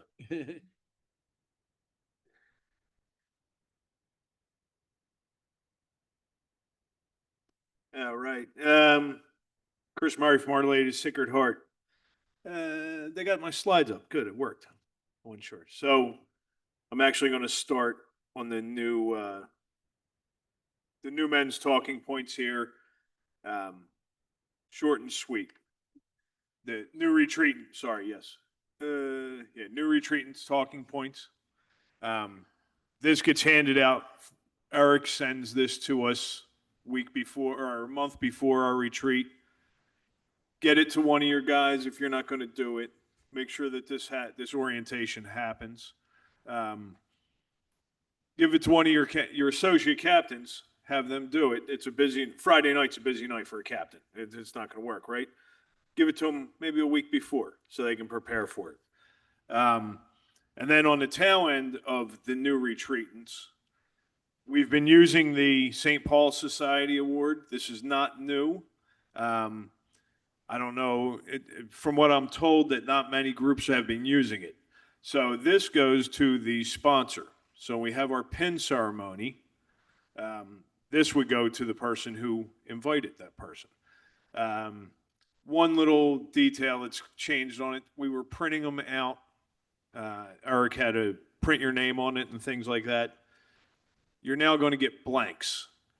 And he was asking, we're not going to print the names on it anymore. So find one of your associate captains who has a decent handwriting, give them the names for the new guys, and, have them put their name on it. And, that's just one update on it. But really what I wanted to get into was I have a quality organizational meeting. I think that helps our retreat group a lot. One way I'm doing it, I have quality associate captains. They're great guys. They've been coming around here for a long time. We all have quality associate captains, though. But let's get down to getting the organizational dinner meeting, get it filled in, get a lot of people there. How do we do it? First thing, myself, Dave, and Mike. Well, here's two of my guys are here right now, right? We start making phone calls. Yeah, our meeting's 12 weeks before, right? So we split the list up of our 20 associates. We start making the phone calls. Hey, you coming to the meeting? Coming to the meeting. That's about a month ahead of that. Then when I get them there, we get about 18 of our associates. It's very important to me that I don't waste people's time. So they need something quality when they come. I'll give them, these are 2 sheets that I'll give. I'll have a packet. There's more than that, but there's a packet. And this is my cover letter. Tells you really everything you need to know at that point. You know, who our retreat director is, what our dates are, what our goals are, bam, all tight on one sheet. The second sheet, we'll go through, I'll run some statistics on our group, how our group stands against other groups. It mentioned that Drew's group had 60 or 80% retention rate. Amongst us all, we're doing about 43% retention rate. You know, he's doubling our quality, right? So if you go to the next slide, please. This here is an example of the recruiters list off of the RPS. This is, this is the sheet. This is what everybody wants. They want this sheet. And he pulled off the RPS. This is a former captain's group. This is his current list. There's good information on there. You know, let's see what we got. We have years, guys, primary groups, things like that. I just want to do a quick run on how you get this sheet if you don't know. So if we go to the next slide, it's in the captain's report. Go to the next one. They call it Active Retreating Report by Recruiter. If you click on that, it's going to give you that report. That report is key. That goes to every man, and well, in my group, that goes to every man. I'm sorry. You guys should give it to every woman.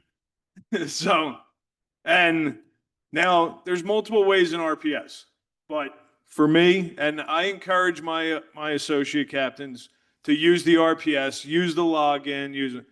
Do they do it? I don't know, but I know I can give them the information. They have it in the paper. My retreat is in 2 weeks.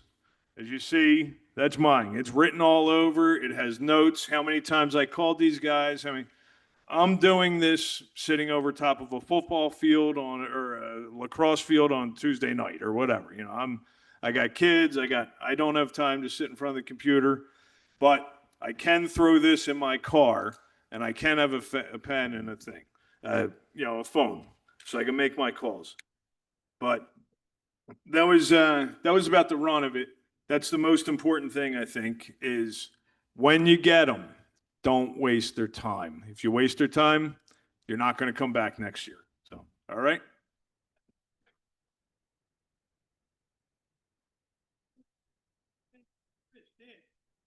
He sent out to every retreatant, he sent out the, you know, the information on the retreat, but the QR code, click on here and register.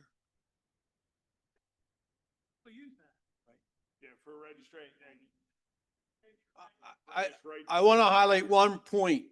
He has like 21 recruiters and 18 of them come to the organizational meeting. Raise your hand if you can hit that number. I know you can, Sean. I should recognize that though. No, the point I'm making is find 20 associate captains that will become engaged in the process. Not 8 that are engaged and 12 that are on the list. I mean, I hate to say it like that.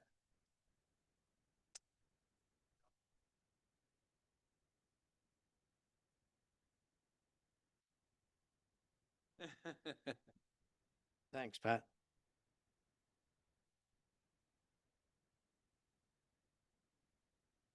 Hello, everyone. John McCann, 50 years.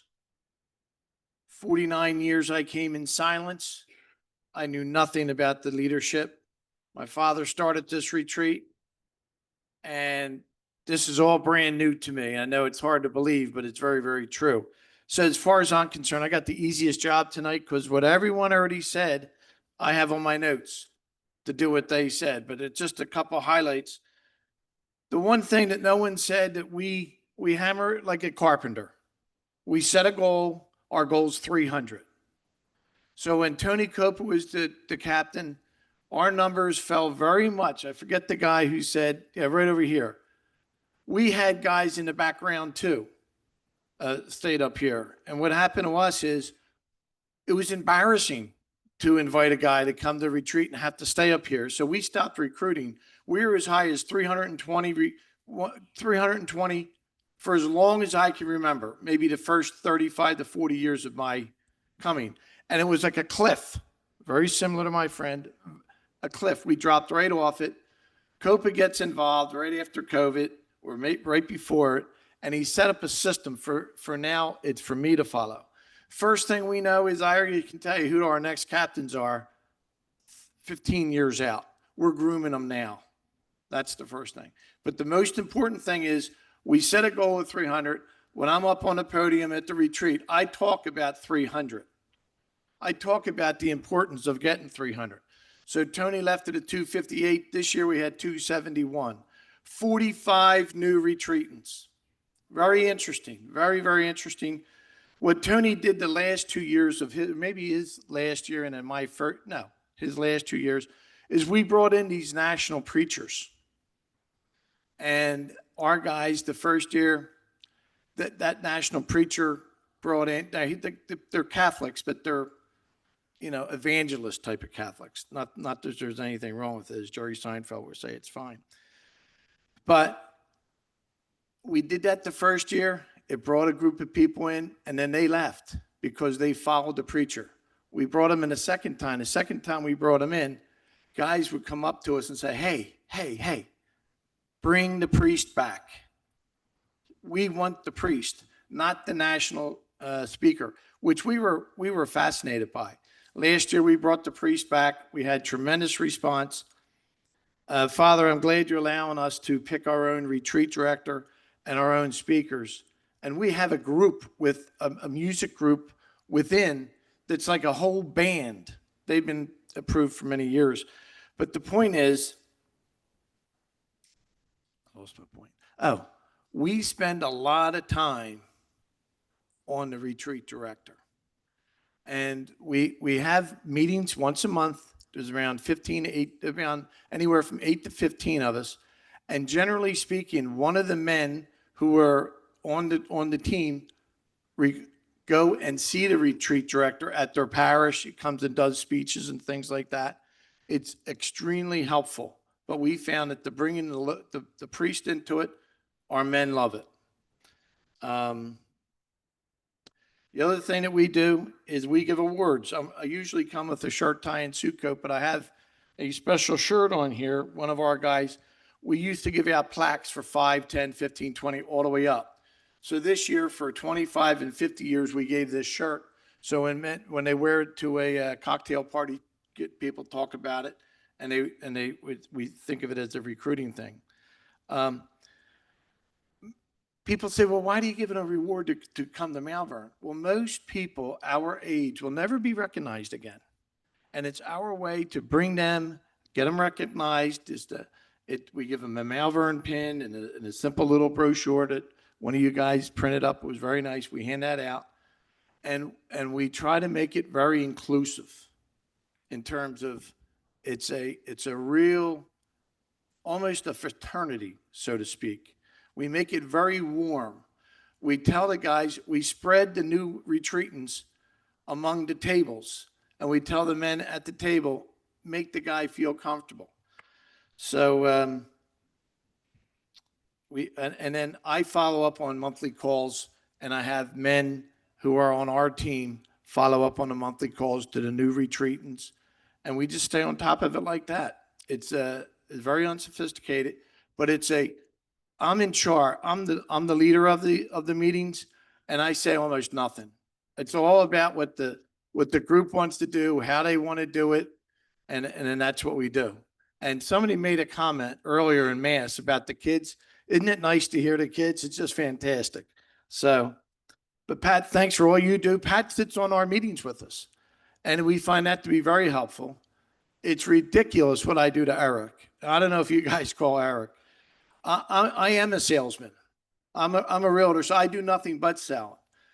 I couldn't do this for all the tea in the world. And Eric calls, helps me out.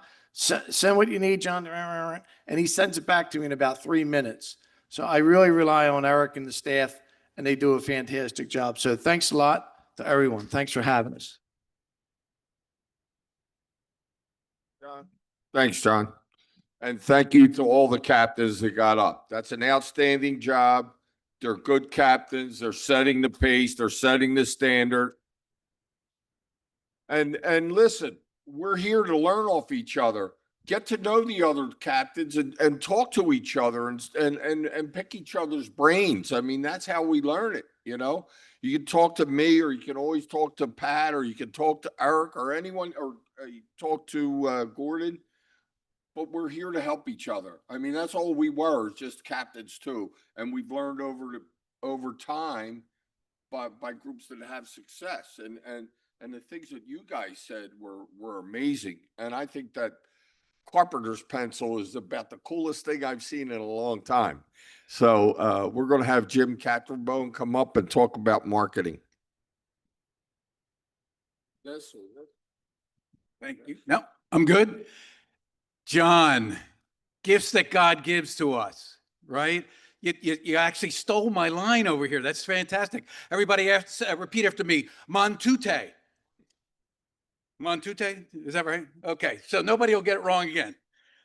All right, well, I wanted to tell you a little bit of a story before I give you the marketing story. This photo here is from the Peter Marin retreat that was just a couple weeks back.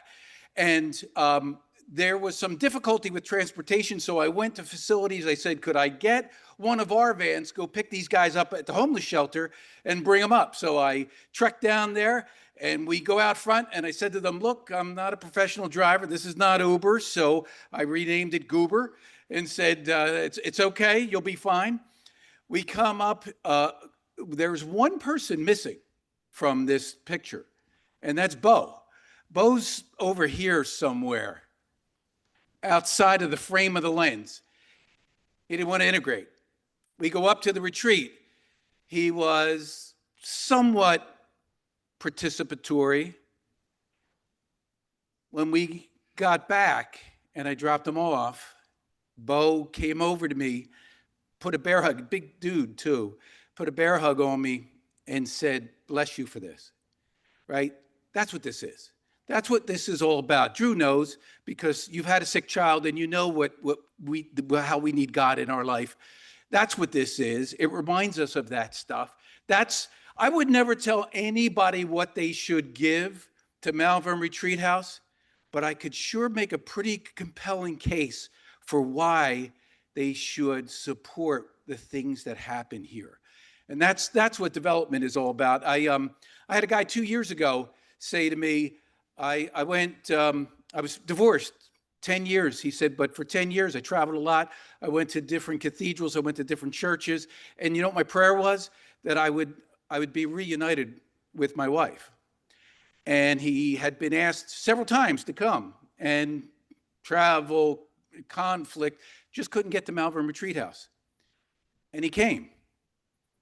And 2 years later, he was reunited with his wife. Now, I'm not saying that we always get our prayers answered, because sometimes God's answer is no.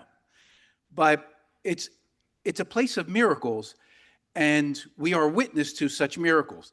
And think of Bo, who you're talking about recruiting. God's gifts, right? Who would have expected that? I'll tell you a little side note to the story. So we're driving home that day. We're driving back to the shelter, and I said to the fellows, look, you guys, what do you want on the radio? You put it on. And they said, you still with me there, Zoom folks? All right, good. Anyway, I said to them, what would you like to hear on the radio? And they're like, oh, yeah, you're driving, Mr. Jim. You decide, right? I said, well, if you don't mind, I'm going to check KYW just so I can get the traffic report because, you know, we're going over the bridge and da. So I put the radio on and I get live news coverage from CBS News. Habemos papam. I'm like, we have a pope, right? Well, as it turns out, only one of these guys is Catholic. I said, we have a pope. And so they're like, what's that mean? Well, we know what the Pope is, Mr. Jim, but you know, what's the deal? I said, I'm telling you, this is a moment. We're in the van together. You guys, this is a moment for us, right? Then they name who it is, and then they start with the Villanova. I go, we have a Pope who's from down the road.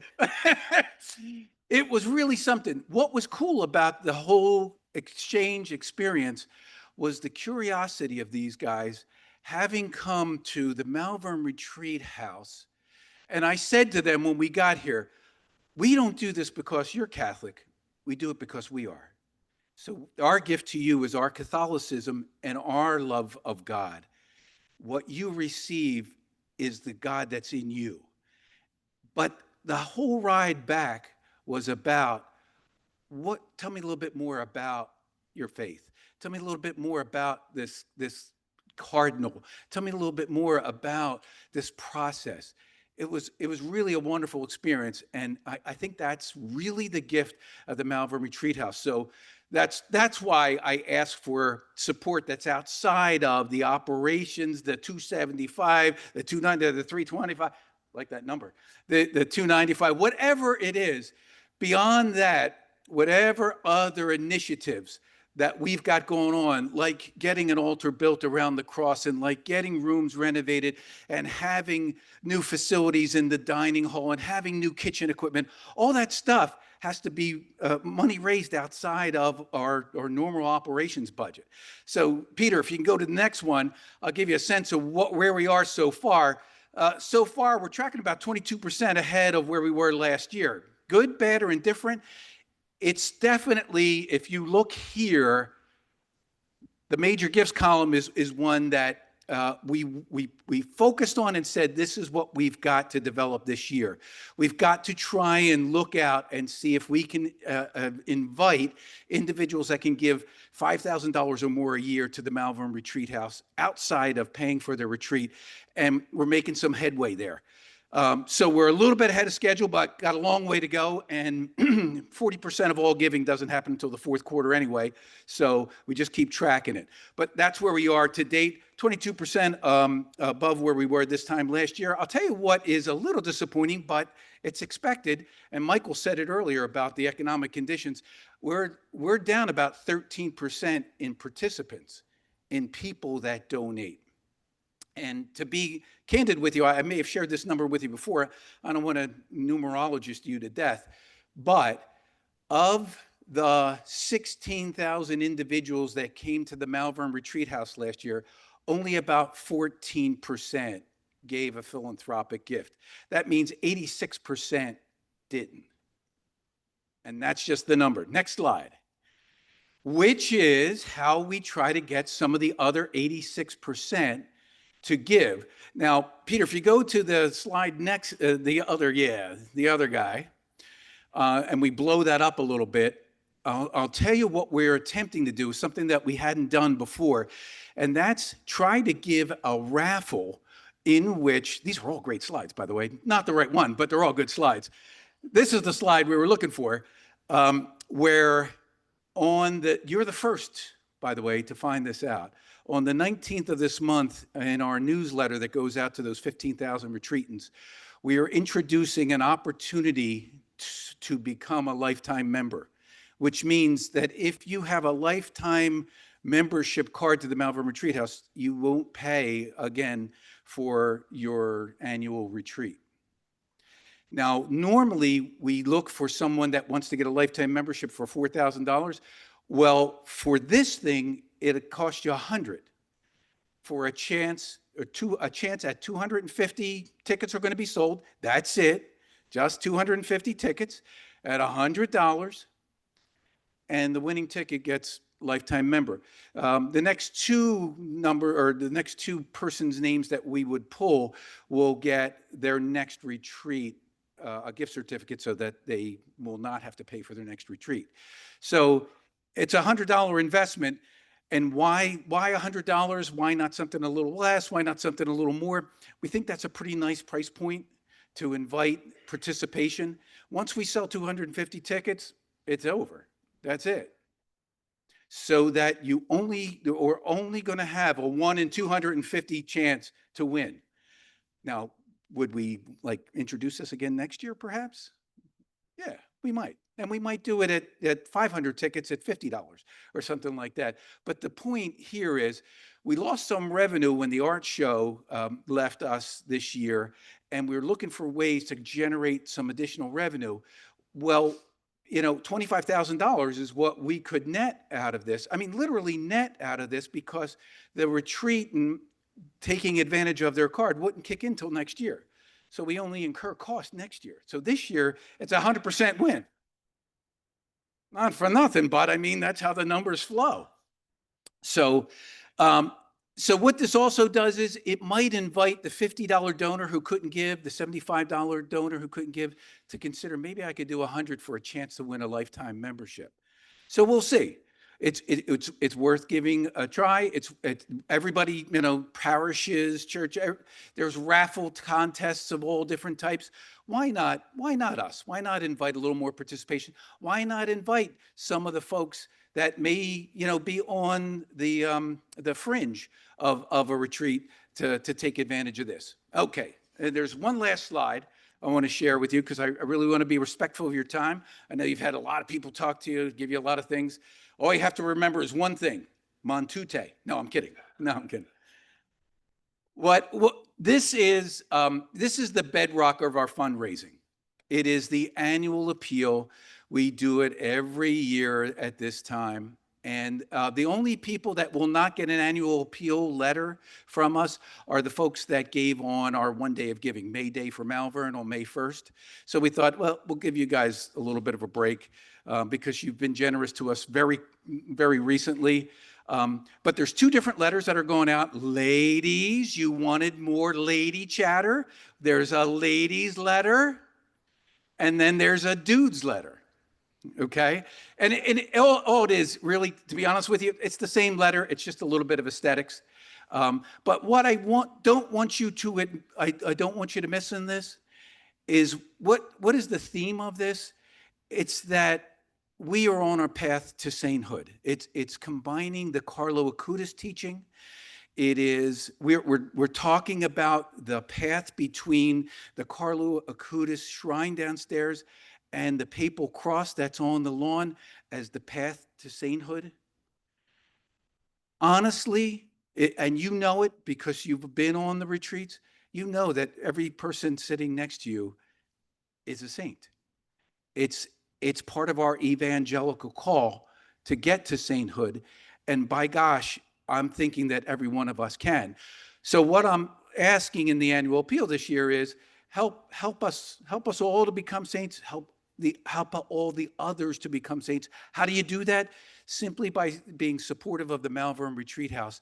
It gives them a place to come, to form, and to be reminded of the God that lives within them. And to maybe they're the next Bo who came very sheepishly, who stood back and said nothing, who stayed out of the picture, and in the end was pressed up against my chest. Thanks.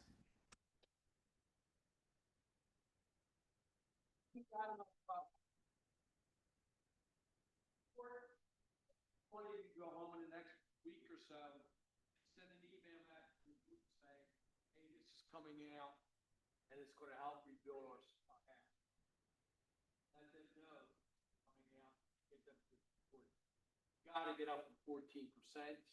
That's way too low. We should be doing 50% of our group should be coming.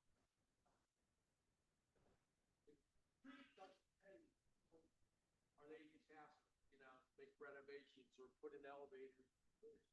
All this litany of things that we're looking to have done. Oh. Am I loud enough? All right, well, because of time, we went over a little bit. Eric is going to give up his time. We're going to proceed to questions and answers. Anybody have any questions for any of the speakers? Who's it for? Father, can you come up? Hold on. It's simple enough. You talked about getting the musicians, letting you know about it. Do you also need to get the music approved ahead of time? Oh, yes, that would be part of it, to make sure that it's proper liturgical music. Through Mike? Right, Just give him a list of. right. Just to notify Mike in the rector's office, and then Mike and I will have those conversations. Thank you. You're welcome. Yes, Carlo.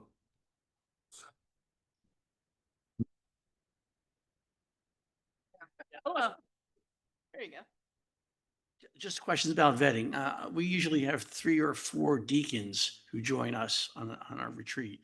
Do you need their detailed information to help vet? Carlo, thanks for the question.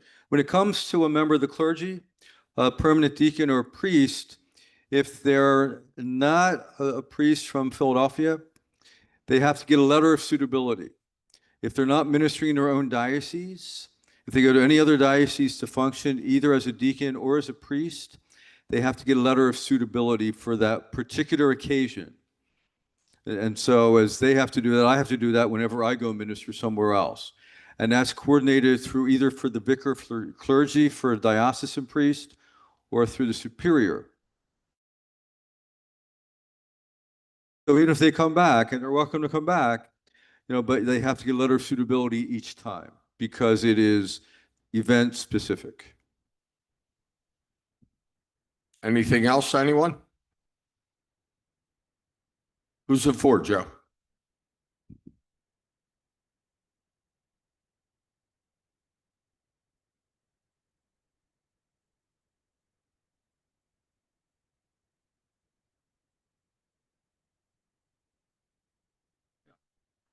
There you go, one of us.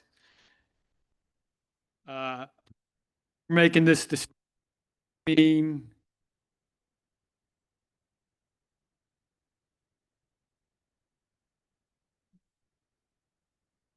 I did not touch it. I didn't.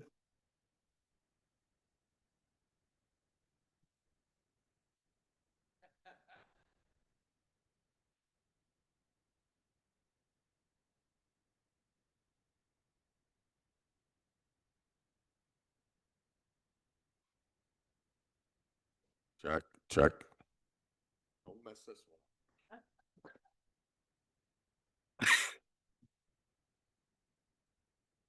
one. Private adoration, I know you want to call it something else, or I know you want it to be something else, or I know you're making distinctions between what everybody in this room has known for the last 100 years as private adoration is the Blessed Sacrament exposed in the oratory for an individual. Is that going to happen or is that not going to happen? And the reason I'm asking is because it is such a big deal with everybody that I ever spoke to about Malvern. Correct. So just remember this, it's word association. Adoration is private. No, I understand what you said. I want you to understand what I'm saying. I understand what you're saying. If the tabernacle door is open, that's exposition. That's not private. Yeah, but it has to be done. Are you saying that there will be no more private adoration as the men of Malvern know it? I'm not saying that at all. I'm not saying that at all. Adoration continues properly understood by the church's teaching. No individual, no one of us is bigger than the church. Are you saying yes or are you saying no? I'm saying it's private adoration with the Blessed Sacrament in the tabernacle. Not exposed. That is not acceptable. Well, okay? So I'm just telling you, quite frankly, that practice is not acceptable in the eyes of the church. I have a hard time believing that. Well, that's your Because- choice. I understand whose choice it is, and I understand this, that for 113 years, it's been happening here with the full support of the Archdiocese. And if you're saying that because you're here now, you have new information, that we cannot have that on our retreats, it's certain, listen, then we need Father Davis to come to our rescue here. We need a champion to say, we need private adoration on our retreats. Joe, Private adoration as we know it, not as you're That- changing it to. But that's not private adoration.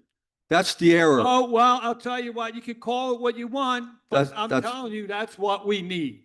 That's the error. That's the Okay, error. so what you're telling me is no.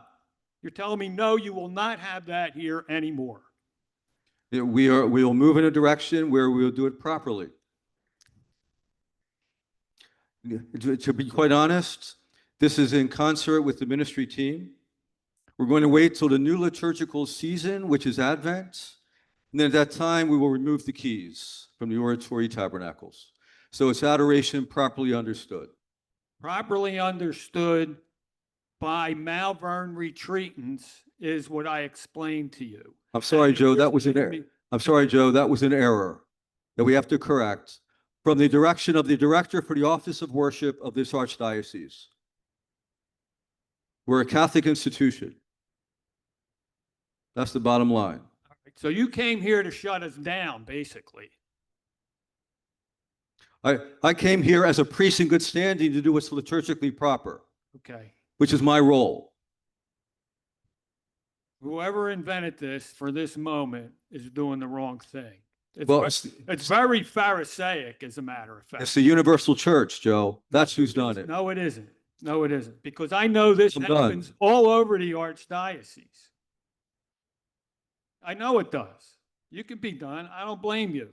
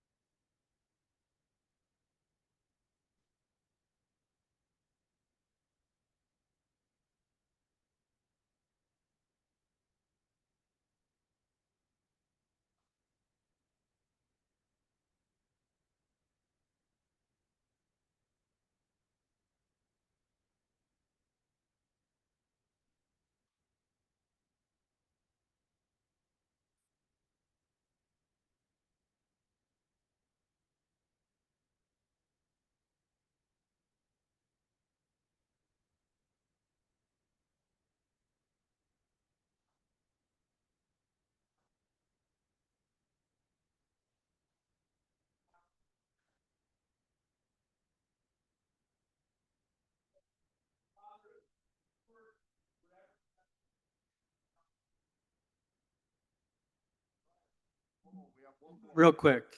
Thank you, everybody. I'm Jonathan, 20-year retreatant, new captain of Ave Maria. Thank you. Appreciate all your patience with my children this evening. This is their first and last meeting, don't worry.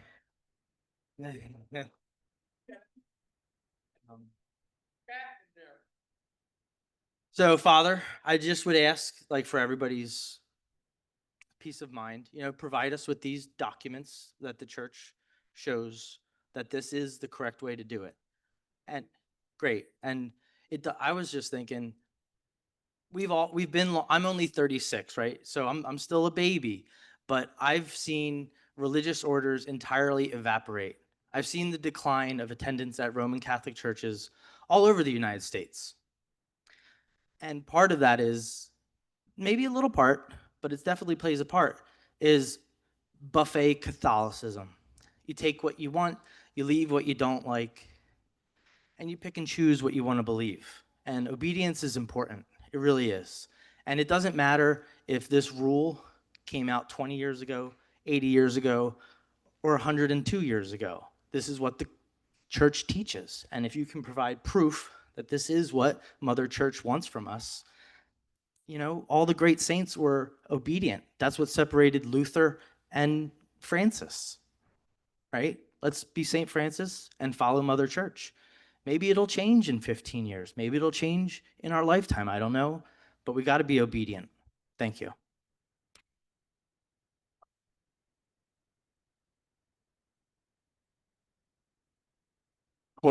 Closing prayer. And listen, this is a delicate subject because this is something that was so instilled in us as men and women of Malvern.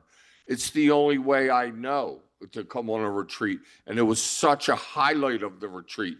And we've had so many men that have just had, and women have had powerful experiences there. So this is going to be a tough pill to swallow.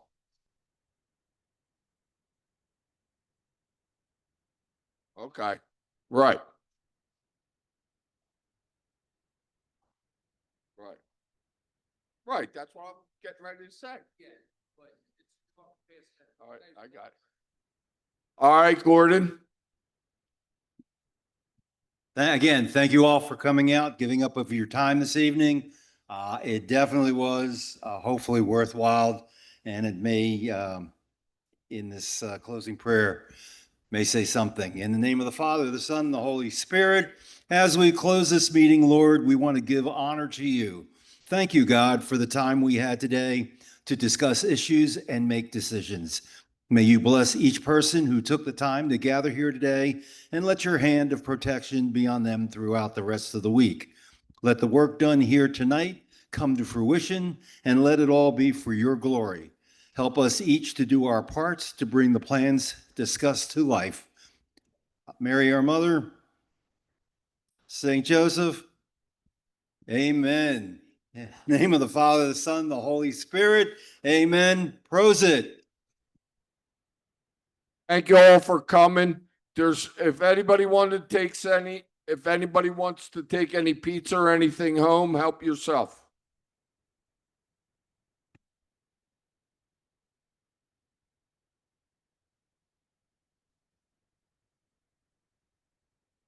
News to me.